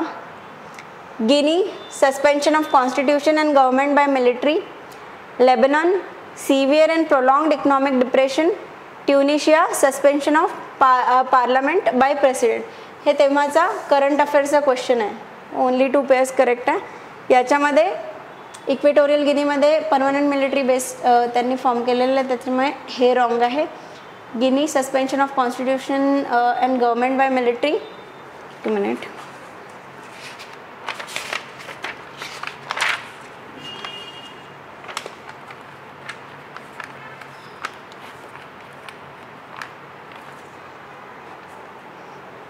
हां, equatorial गिनीमध्ये त्यांनी form केलेलं आहे त्याच्यामुळे दिस इज रॉंग. गिनीमध्ये suspension of constitution government by military हे राईट होतं. Lebanon, severe and prolonged economic depression very right. Tunisia, suspension of parliament by president. हे त्यावेळेसच्या करंट अफेअर्सच्या न्यूजमध्ये होतं त्याच्यामुळे याचं ओनली 3 पेयर्स हे आन्सर आहे, बाकी हे नाही आहे. पण ह्याच्यावरून हेच आहे की करंट अफेअर्समध्ये ज्या पण कंट्रीज आणि स्पेसिफिकली कूवर पण आधी क्वेश्चन्स आलेले आहेत बरेचसे. सो जिथे पण फॉर्मल गव्हर्नमेंटला उलथून टाकलं जातं आहे आणि त्याच्यामुळे त्या न्यूजमध्ये आहेत त्या कंट्री त्याच्यावर त्यांनी खूपदा क्वेश्चन विचारले आहे. त्याच्यामुळे जेव्हा पण न्यूजपेपर वाचतो जिथे पण असे कू किंवा काही पण पॅरामिलिटरी फोर्सेसबद्दलच्या ज्या न्यूज आहेत त्या जास्तीत जास्त त्याच्यावर लक्ष असलं पाहिजे प्रिलिम्सच्या दृष्टीने. Question number 88. Consider the following pairs. Region often mention in the news. परत तशाच टाईपचा आहे. Country Anatolia, Turkey, Amhara, Ethiopia, Cabo Delgado, Spain आणि Catalonia, Italy. How many of the given above are correctly match. So आता हा recently न्यूजमध्ये असण्यासारखा पण आहे पण मॅपिंगचा पण हा क्वेश्चन आहे. ॲनाटोलिया प्लॅटू टर्कीच्या इथे आहे. जर का मॅपिंग केलं तर तिथे कळेल. इथे ॲनाटोलिया प्लॅटू आहे. आता दिसेल की नाही याच्यावर माहिती नाही, कदाचित नाही दिसत आहे, पण तुमचे मॅप्स काढून बघा. तिथे फिजिकल मॅपमध्ये हा ॲनाटोलिया प्लॅटू टर्कीमध्ये डेफिनेटली दिसतोय. सो ॲनाटोलिया त्याच्यामुळे कळेल. अम्हारा, तिग्रे अम्हारा रिजन इथिओपियाचा कायम न्यूजमध्ये असतो. परत आफ्रिकेची थीम, आफ्रिकेबद्दल त्यांचा विशेष प्रेम आहे त्याच्यामुळे आफ्रिका, अम्हारा, तिग्रे अम्हारा, ॲनाटोलिया, टर्की. काबो देल्गाडो स्पेनचा नाही आहे, कुठला आहे, मोझाम्बिकचा आहे. कॅटलोनिया हा स्पेनचा आहे इनफॅक्ट. सो जे पण बार्सिलोना फॅन्स असतील त्यांना कॅटलोनिया माहितीच असेल की कुठे आहे. How many of the pairs given above are correctly match. Only 2. कारण कॅटलोनियाची सेपरेटिस्ट मुवमेंट बऱ्यापैकी चर्चेत आहे आणि स्पेसिफिकली जेव्हा ते फुटबॉल खेळतात त्याच्यामध्ये मला वाटते हां ही जी 17.14 मिनिट्स जेव्हा असतात तेव्हा ते इंडिपेंडन्ससाठी बरेचसे त्यांचे जे बार्सिलोनाचे फॅन्स किंवा तिथे आलेले जे प्रेक्षक असतात ते तेव्हा इंडिपेंडन्सची डिमांड करतात. बरोबर 17.40 मिनिट्सची ती एक हे आहे. तसा एक त्यांचा वेळ ठरलेली आहे एक्झॅक्टली. आता त्याच्यासाठी बघावं लागेल कशासाठी, but this is something related to that. So जे पण फुटबॉल फॅन्स असतील त्यांना ही गोष्ट डेफिनेटली माहिती असेल. Question number 89. With reference to Indian laws about wildlife protection, consider the following statement. Wild animals are the sole property of government. When a wild animal is declared protected, such animal is entitled for equal protection whether it is found in protected areas or outside. Apprehension of a protected wild animal becoming a danger to human life is sufficient ground for his capture or killing. Which of the statements given above is or are correct? आता third statement बघा. ॲप्रेहेन्शन of protected wild animal म्हणजे एकतर पहिले तर त्यांनी protect केलेलं आहे त्या वाईल्ड ॲनिमलला आणि फक्त भीती आहे की हा ॲनिमल बाबा आपल्याला मारू शकतो म्हणून दिस इज अ सफिशियंट ग्राउंड. असं जर कोणी पण उठून उद्या येईल आणि म्हणेल की नाही याला मारून टाका कारण आम्हाला भीती आहे, हे खूपच म्हणजे इलॉजिकल स्टेटमेंट आहे. सो तिसरं स्टेटमेंट इथेच कट होईल. सो आणि जरी हे स्टेटमेंट जरी तिथे पण कट होईल आणि एक करंट अफेअर्समध्ये पण बरीच एक न्यूज होती, एक वाघीण होती की जिला मारण्यात आलं होतं आणि त्याच्यानंतर कितीतरी त्याच्यावर चर्चा झाली होती. सो त्यावेळेस पण हे कळेल की फक्त ॲप्रेहेन्शन नाही, त्याच्यासाठी कितीतरी गोष्टी पाहिजे. कारण एक वाईल्ड लाईफ ॲनिमलला तुम्ही ज्यांना शेड्यूल 1चं प्रोटेक्शन दिलं आहे त्यांना मारण्यासाठी फक्त ॲप्रेहेन्शन हे एवढं छोटंसं कारण ते देतील का की बाबा हां ॲप्रेहेन्शन आहे तर मारून टाका? Definitely not. ऑलरेडी वाघांना वाचवण्याचे किंवा बाकीचे जे पण क्रिटिकली एंडेंजर्ड वगैरे प्राणी आहेत त्यांना वाचवण्याचे किती प्रयत्न चालू आहे आणि त्याच्यात फक्त ॲप्रेहेन्शनने ते करतील का? डेफिनेटली नाही. त्याच्यामुळे तिसरं रॉंग आहे. Wild animals are the sole property of the government हे लॉमध्ये जरी दिलं असेल तरी सुप्रीम कोर्टाने बरेचसे असे जजमेंट्स दिले त्याच्यामध्ये हे सांगितलं की it is not the sole property of the government, it is a common property. त्याच्यामुळे हे रॉंग आहे. सो ओनली 2 याचा आन्सर आहे. नॉलेज बेस्ड क्वेश्चन आहे. जरी हा एक एलिमिनेट झाला तरी या 2 स्टेटमेंटसाठी आपल्याला नॉलेज हवंच आहे. So 90. Certain species of which one of the following organisms are well known as cultivators of fungi? Ant, cockroach, crab आणि स्पायडर. क्रॅब नाही म्हणजे पाण्याशी रिलेटेड जनरली आहे. स्पायडरच्या आसपास कधी फंगी वगैरे असं दिसलेलं नाही आहे. आंट इज अ म्हणजे इमॅजिन पण करून पहा जेव्हा आंट काही पण गोष्ट घेऊन जाते किंवा वॉटेवर जिथे पण फंगी असे लागलेली असते किंवा काही असेल तिथे आंट जनरली म्हणजे एक नॉर्मल तुम्ही सिनॅरिओ इमॅजिन करून बघा की एक मुंगी चालली आहे आणि तिने फंगी किती म्हणजे फंगीचे काय पार्टिकल्स पण किती छोटे पण असू शकतात. आता मशरूम सारखे पण मोठे असू शकतात पण छोटे पार्टिकल्स पण असू शकतात. आणि आंट इज स्पेसिफिक अशी प्राणी आहे की जी डेफिनेटली स्प्रेड करते. आता याच्याबद्दल अजून एक असं लॉजिक म्हणजे माझं एक डिस्कशन चाललेलं एका ॲस्पायरंट बरोबर. सो त्यांनी पण असं सांगितलं की out of all the things cockroach हा किती घाणेरडा प्राणी आहे आणि त्याच्यावर UPSC कशाला म्हणजे ते कशाला आन्सर दिलं out of all the things. So हे त्याचं लॉजिक होतं. असं बाकी मला तसं वाटलं नव्हतं but it was his logic की आंट सोडून ते कॉक्रोचला कशाला विचारतील. आणि बाकीचे पण याच्या आधी पण जे आपण क्वेश्चन पाहिले जसं एक फिग वासबद्दल क्वेश्चन विचारला होता, हनी बी बद्दल क्वेश्चन विचारलं होतं. सो व्हेरी म्हणजे एन्व्हायरमेंटली जे खूपच छोटे असून पण खूपच त्यांचा रोल इम्पॉर्टंट आहे. जसं हनी बी झालं, बटरफ्लाईजवर क्वेश्चन विचारलेले आहे. सो असे प्राण्यांबद्दल त्यांनी क्वेश्चन विचारले which are very important एन्व्हायरमेंटली. Cockroach यांनी वर्ल्ड वॉरला पण बीट केलेलं आहे त्याच्यामधून पण ते जगून आलेले आहेत. सो ते काही एंडेंजर्ड वगैरे असं काही नाही आहे पण आंटच्या बऱ्याच स्पीसीज एंडेंजर्ड आहे किंवा त्यांना धोका आहे बऱ्याचशा याच्यावरून. त्याच्यामुळे हा आन्सर असण्याचं बऱ्यापैकी चान्सेस आहेत असं त्याचं लॉजिक होतं. बट इन जनरल तुम्हाला ते पटतं तर तुम्ही पण तसंच लॉजिक घेऊ शकता. अदरवाईज नॉर्मल बेसिक सिनॅरिओ जरी आपण इमॅजिन केला तरी आंट आणि फंगाय स्प्रेड हे सगळं आंटच्या थ्रूच होऊ शकतं असं आपल्याला कळून येईल. So ant is the answer. Spider आणि क्रॅब याच्या आधी पण PYQ मध्ये गेलेले हे प्राणी आहेत त्याच्यामुळे हे सेकंड थर्ड टाइम हे ऑप्शनमध्ये ते रिपीट करतात. 91 statement. Consider the following pairs. Site of Ashoka's major rock edicts. Location in the state of Dhauli Odisha, Erragudi Andhra Pradesh, Jaugada Madhya Pradesh, Kalsi Karnataka. How many of the pairs given above are correctly match. याच्यामध्ये धौली ओडिसामध्ये, इरागुड्डी आंध्र प्रदेशमध्ये, जौगाडा ते पण ओडिसामध्ये, कळसी उत्तराखंडमध्ये. So only 2 pairs. आता याच्या आधी पण एका क्वेश्चनमध्ये मी तुम्हाला सांगितलं होतं की बेसिक तुमचे जे मॅप आपला जो ॲटलास आहे त्याच्यामध्ये पण इंडियाचे एन्शंट वगैरे या सगळ्या गोष्टींचे मॅप त्यांनी दिलेले आहेत. सो ह्याचं पण आन्सर त्या मॅपमध्येच आहेत. आता ते तर काही आपल्या UPSC प्रमाणे definitely they are not changing, पण त्यांनी ऑलरेडी हे सगळं मॅपमध्ये दिलेलं आहे. इथे धवली बघा, ओडिसामध्ये आहे, जवगडा पण ओडिसामध्ये आहे, कळसी उत्तराखंड, येरागुड्डी आंध्र प्रदेश. सो मॅपिंगवरच अर्धे क्वेश्चन सॉल्व्ह होतात. आणि एनिवे अशोका आणि अशोकाचे एडिक्ट्स हा खूपच इम्पॉर्टंट टॉपिक आहे, त्याच्यामुळे तो माहितीच असला पाहिजे. बट त्याच्यासाठी पण इझी करायला आपण मॅपिंगनुसार पण ह्या गोष्टी म्हणजे आपण लक्षात ठेवू शकतो. Question number 92, consider the following pairs, king आणि डायनॅस्टी. आता याच्या आधी पण एक क्वेश्चन आपण पाहिला होता ज्याच्यामध्ये ते प्री मुघल एरा किंवा प्री दिल्ली सल्तनत एरामधले जे पण काही काय म्हणतात राजे महाराजे आहेत त्यांच्यावर ते जनरली क्वेश्चन विचारतात. याच्या आधीच्या वर्षी पण त्यांनी तो क्वेश्चन विचारला होता. हा बऱ्यापैकी स्पेसिफिक आणि बऱ्यापैकी टफ जाणारा क्वेश्चन आहे, त्याच्यामुळे येत असेल तरच सोडवायचा. सो नॉलेज बेस्डच क्वेश्चन आहे, याच्यामध्ये काही इफ्स अँड बट्स नाही आहेत. परत त्याच्यामध्ये त्यांनी पेअरचं दिलेलं आहे. How many of the pairs given above are correctly match. Nannuka Chandela डिनेस्टीचा होता. जयशक्ती नाही, परमाराचा नव्हता. हा पण मला वाटतं चंडेलाचाच आहे. नागभटाटू गुर्जरा प्रतिहारा, व्हेरी ट्रू. भोजा हा परमाराचा आहे. भोजा परमाराचा, जयशक्ती आणि नानुका दोघंही चंडेलाचे आणि Nagabhata Gurjara Pratihara. So only 2 are correct, only 2 pairs. So ते एवढ्या स्पेसिफिसिटीमध्ये गेलेले आहे की कुठली डिनेस्टी कुठला राजा. याच्या आधी त्यांनी डिनेस्टीचे एस्टॅब्लिशमेंट विचारले होते की या पिरियडमध्ये डिनेस्टी कधी एस्टॅब्लिश झाली आहे वगैरे. आता तेच त्या स्पेसिफिक राजाबद्दल विचारतात and which are not very common. जसं चंडेला, परमारा, गुर्जरा प्रतिहारा यांच्याबद्दल जनरली आतापर्यंतच्या जे UPSCची थीम होती त्याच्यावर त्यांनी विचारले नव्हते, पण आता ती एक नवीन थीम ते जनरेट करत आहेत. त्याच्यामुळे पुढच्या वेळेला जेव्हा पण आता आपण मेडिवल हिस्ट्री किंवा एन्शंट हिस्ट्री याचा अभ्यास करतोय त्याच्यामध्ये या डिनॅस्टीज किंवा राजा याच्यावर जरा व्यवस्थित फोकस असणं एक्सपेक्टेड आहे.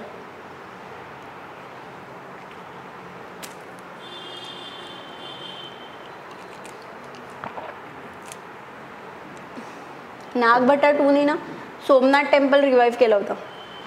गुर्जरा प्रतिहारामधला हा राजा होता. जयशक्ती चंडेलाचा. सो पुढचं घेऊया.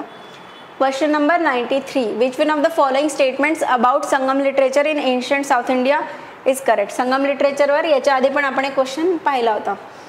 वट्टकिरुतलवाला एक क्वेश्चन पाहिला होता. आता संगम लिटरेचर एनिवे UPSCची one of the favourite themes आहेतच. So Sangam poems are devoid of any reference to material culture.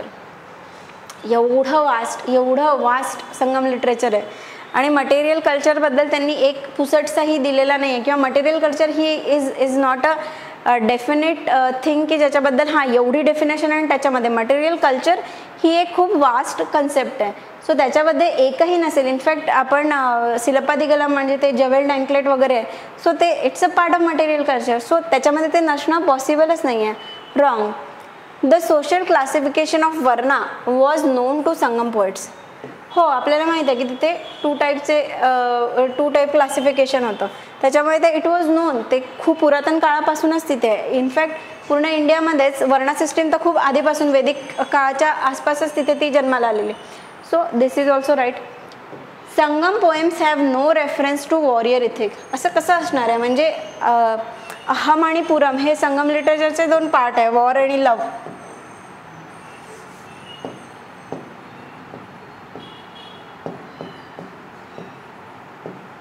So त्या वॉरियर इथिक्सबद्दल त्यांनी काहीच लिहिलेलं नाही आहे आणि ऑलरेडी आपण 2023 मध्ये पण पाहिलं वट्टकिरुतलचा जो क्वेश्चन होता सो तो पण दिला आहे. सो वॉरबद्दल तर त्यांनी डेफिनेटली दिलेलंच असणार आणि त्या काळात वॉर आणि राजे होते तर war it was a part. So त्याच्यामुळे हे असणारच. दिस इज व्हेरी अनलाइकली की हे नसणारच. Sangam literature refers to magical forces as irrational. नाही, हे स्टेटमेंटच इररॅशनल आहे. बेसिकली हे खूप जनरलिस्टिक आणि बेसिक स्टेटमेंट आहे आणि बाकी खूप स्पेसिफिक, आणि ते स्पेसिफिक जाऊन सांगतायत की संगम लिटरेचरला ह्या गोष्टी माहितीच नव्हत्या. एवढं वास्ट संगम लिटरेचर आहे, ते प्रत्येक लिटरेचर कोणी जाऊन वाचणार नाही आहे. त्याच्यामुळे हा क्वेश्चन डेफिनेटली संगम लिटरेचरच्या बेसिक नॉलेजवरच सोडवण्यासारखा हा क्वेश्चन होता आणि त्याच्यामुळे जास्त टेस्ट सिरीजच्यामुळे खराब झालेलं डोकं इथे लावायचं नाही आणि जनरल स्टडीज वाईज गेलं तर डेफिनेटली कळेल की हे राईट आन्सर आहे. Question number 94, Yoga Vasishtha was translated into Persian by Nizamuddin Panipati during the reign of Akbar, Humayun, Shahjahan, Aurangzeb. औरंगजेबच्या काळात थोडंफार झालं होतं ट्रान्सलेशन, पण एवढं पण नाही. सगळ्यात प्रॉमिनंट कोण आहे? डेफिनेटली अकबर, अशोका, कृष्णदेवराय याच्यावर UPSCने जनरली क्वेश्चन विचारले, त्याच्यामुळे खूप अगदीच काही येत नसेल तर त्याच्यावर गेस घेऊ शकता. Humayun, he was already busy with Wars आणि ह्या सगळ्या गोष्टी. शहाजहानच्या काळात पण ह्या गोष्टीवर ट्रान्सलेशनवर फार भर नव्हता. अकबरच्या काळात तर इनफॅक्ट एक मिनिट मी बघते, मक्ताबखाना एक ट्रान्सलेशनसाठी एक संपूर्ण डिपार्टमेंटच होतं मक्ताबखाना. सो ह्या सगळ्या गोष्टी अकबरानेच डेव्हलप केल्या होत्या, त्याच्यामुळे याचा आन्सर आहे अकबर. अशा क्वेश्चन्सची एक वेगळी लिस्ट आपण बनवूया की ज्याच्यामध्ये मोस्ट प्रॉमिनंट राजे जे आहेत त्याच्यावर त्यांनी आन्सर म्हणजे तेच आन्सर आलेले आहेत. सो नेक्स्ट टाइम गेस घेताना त्या राजांवर किंवा तो गेस घेताना आपल्याला कॉन्फिडन्स फील होईल अशा गोष्टी आपण करूया. 95. The world's second tallest statue in sitting pose of Ramanuja was inaugurated by the Prime Minister of India at Hyderabad recently. Which one of the following statements correctly represents the teaching of Ramanuja? So त्यांनी एक करंटची theme दिलेली आहे की करंटमध्ये ही गोष्ट झालेली आहे आणि त्याच्याशी रिलेटेड स्टॅटिकचा क्वेश्चन त्यांनी विचारलेला आहे. सो स्टेटमेंट बघूया. The best means of salvation was devotion. Vedas are eternal, self existent and holy authoritative. Logical arguments were essential means for the highest bliss. Salvation was to be obtain through meditation. So रामानुजांना बघून म्हणजे रामानुजा ज्यांनी basic भक्ती सुफी मुवमेंटचा अभ्यास केलेला आहे त्यांच्यामध्ये कळेल हे रामानुजा भक्ती मुवमेंटचे होते. याच्या आधी शंकराचार्य अद्वैतवाद यांनी विशिष्ट अद्वैतवाद. सो त्यांनी भक्ती मुवमेंटमध्ये असल्यामुळे डिवोशन बद्दलचा त्यांचा जास्त फोकस होता. आता हे salvation was obtain through the meditation कोणाचं होतं? पतंजलीचं होतं. हे तर ज्या फिलॉसॉफिकल स्कूल्स आहेत एकतर भक्ती सुफी मुवमेंटचा अभ्यास किंवा ज्या फिलॉसॉफिकल स्कूल्स आहेत ज्याच्यावर म्हणजे वैशेषिका झालं किंवा मीमांसा, उत्तर मीमांसा, वेदांता स्कूल ऑफ फिलॉसॉफी ह्या सगळ्यांवर त्याची पण एक बेसिक माहिती असेल किंबहुना नॉर्मल भक्ती मुवमेंटची जरी माहिती असेल त्याच्यावरून पण हा क्वेश्चन सोडवता येतो. सो डिवोशन म्हणजे स्टेटमेंट 1 इज द आन्सर.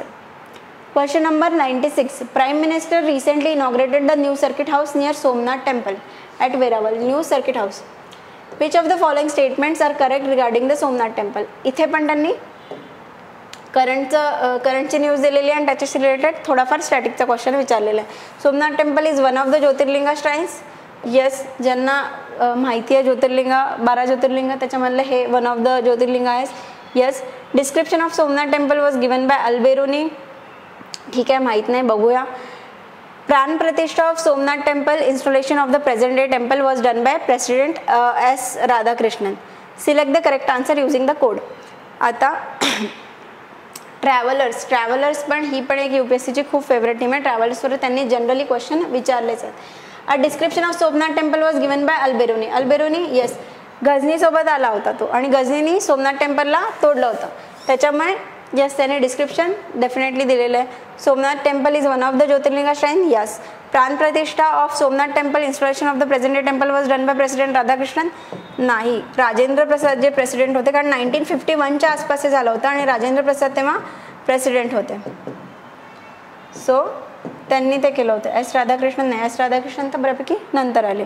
पण हे जरा टफच क्वेश्चन होता, असं नाही की हे यायलाच पाहिजे. नसेल आला सोडून देऊ शकता कारण एलिमिनेशनला पण फार वाव उरत नाही.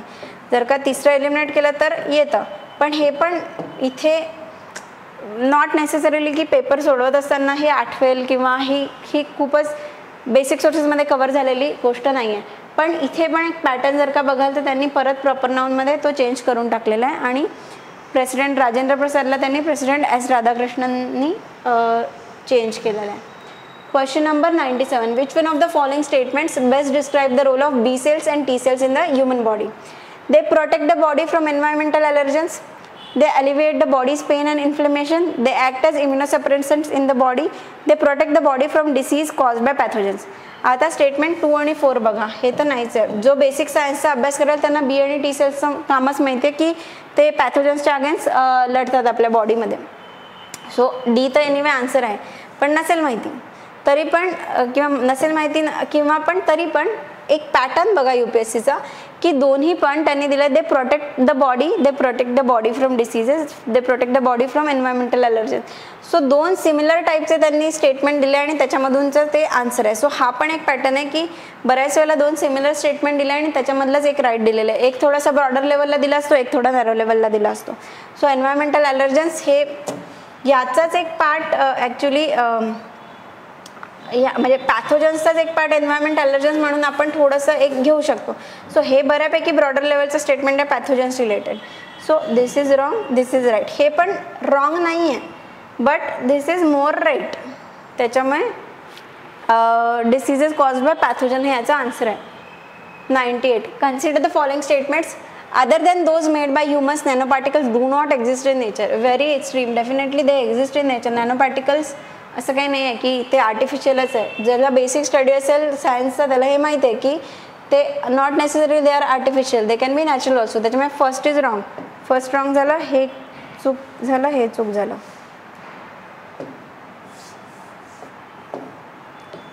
One wrong, 1 and 2 wrong. Sorry, second statement, हां फर्स्ट स्टेटमेंट रॉंग. आता second statement nano particles of some metallic oxides are used in the manufacture of some cosmetics. म्हणजे किती broad, some metallic oxide, some cosmetics. So very broad statement की ते रॉंगच व्हायला नाही पाहिजे. Definitely हे राईटच आहे. त्यामुळे थर्ड गेलं. 2 and 3 वाचायची गरज नाही but still. Nano particles of some commercial products which enter the environment are unsafe for humans. Yes, some commercial product, त्याच्यामध्ये पण स्पेसिफिक दिलेलं नाही आहे, खूप ब्रॉडर लेवलला दिलेलं आहे. So it's yes definitely right. 2 and 3 2 and 3 are right. So 98 संपला. 99. Consider the following statements relating to DNA barcoding statements. DNA barcoding can be a tool to assess the age of plant or animal, distinguish among species that look alike, identify undesirable animals or plant materials in processed foods. Which of the statements given above is or are correct? आता इथे ना options बघा, 1 only, 3 only, 1 2, 1 and 2, 2 and 3. So आता असेच the age of the plant और animal याचे हे जेव्हा आपण वाचतो सो एकदम लहानपणापासूनचं जे आपल्या डोक्यात येतं ते काय आहे? Carbon dating. So carbon dating इथे यूज होतो. सो जर का यांनी 1 2 and 3 दिलं असतं ना तर बोलायला काही चान्स होता की हां म्हणजे 1 2 and 3 पण आन्सर असू शकतं, कारण DNA barcoding can be a to काही पण एक त्यांनी सपोज एक टेक्नॉलॉजी काढली आणि DNA बारकोडिंगचा थोडा तरी उपयोग केला त्यांनी एज असेस करायला. So definitely it can be. But इथे ऑप्शनमध्येच तो 1 2 दिलेला नाही आहे. Distinguishing among species that look alike. DNA बारकोडिंगचं जे काम आहे की म्हणजे आयडेंटिफिकेशनसाठी ते DNA बारकोडिंग यूज केलं जातं. त्याच्यामुळे डिस्टिंग्विश म्हणजे आयडेंटिटी एस्टॅब्लिश करायला हो definitely identify undesirable animal or plant material in process food. Yes, याची पण आयडेंटिटी ते डिसाईड करतात. म्हणजे DNA आणि आयडेंटिटी याच्याशी रिलेट करणाऱ्या गोष्टी कुठल्या आहेत? 2 and 3. खूप बेसिक लेवलच्या अंडरस्टँडिंगने मी सांगते. जनरली UPSCचा जे अभ्यास करतात त्यांना DNA बारकोडिंग काय आहे आणि त्याच्याशी रिलेटेड किती टेक्निकल गोष्टी आहेत त्या सगळ्या माहितीच पाहिजे. बट नसेल माहिती एखाद्याला तरी पण खूप बेसिक लेवलच्या अंडरस्टँडिंगनी DNA म्हटल्यावर आयडेंटिटी एवढं नाही तर काही CID किंवा अशा गोष्टी जे बघतात त्याच्यामध्ये पण DNA ॲनालिसिस वगैरे या गोष्टी खूप सतत माहिती असतात. सो ते आयडेंटिफिकेशनसाठीच यूज होतात. तर आयडेंटिटीशी रिलेटेड होणाऱ्या या 2 गोष्टी आहेत. त्याच्यामुळे 2 and 3 हे कार्बन डेटिंग. पण जरी म्हणजे आणि ऑप्शन नसल्यामुळे आपल्याला हे खूप सोपं झालं. जर का त्यांनी 1 2 आणि 3 दिलं असतं तर मग ते जरा टफ झालं असतं चेक करायला. सो दिस इज डेफिनेटली पूर्ण रॉंग नाही आहे. कदाचित एखादी टेक्नॉलॉजी ज्याच्यामध्ये ते बारकोडिंगने एजमध्ये पण थोडंसं काहीतरी ती टेक्निक यूज करून ते करतील. बट स्टील या ऑप्शनमुळे आपण 2 and 3 वर जाऊया आणि उगाच जास्त डोकं लावून असे ऑप्शन्स सिलेक्ट करायचे नाही की नाही बाबा 1 पण तर असूच शकतं ना. पण जास्त बरोबर काय 2 and 3 म्हणून 2 and 3 कडे जायचं. Consider the following. Carbon monoxide, nitrogen oxide, ozone, sulphur dioxide. Excess of which of the above in the environment is or are causes of acid rain. एन्व्हायरमेंटचा बेसिक जो अभ्यास करतायत त्यांच्या त्या कार्बन सायकल आणि या सगळ्या सायकलमध्येच सल्फर डायऑक्साईड, नायट्रोजन ऑक्साईड आणि पॉल्युटंट्सवाला जो चॅप्टर आहे त्याच्यामध्ये हे डेफिनेटली दिलेलं आहे. ओझोनचा काही संबंध नाही, कार्बन मोनॉक्साईड नाही. 2 and 4 इज द आन्सर. आता माझ्या नोट्स दाखवते मी. या माझ्या कार्बन सायकल फॉस्फरस सायकलची. आता ही जी सल्फर सायकल आहे इथे ॲसिड रेन हे चक्क इथे लिहिलेलंच आहे. अंडरस्टँडिंगचा भाग वेगळा, पण मी स्वतः नोट्स काढल्यामुळे माझ्या हाताखालून गेल्यामुळे मला तिथे अजिबात डाऊट आला नाही की सल्फर डायऑक्साईड आणि नायट्रोजन ऑक्साईड आहे असं मला अजिबात डाऊट येणारच नाही, कारण माझ्या नोट्समध्ये मी हाताने स्वतः हे लिहिलेलं आहे. सो हे आहे नोट्सचं महत्त्व. आता आपण 2022चा पण पेपर कवर केला आहे. पुढे आता आपण 2021चा पण पेपर असाच कवर करूया.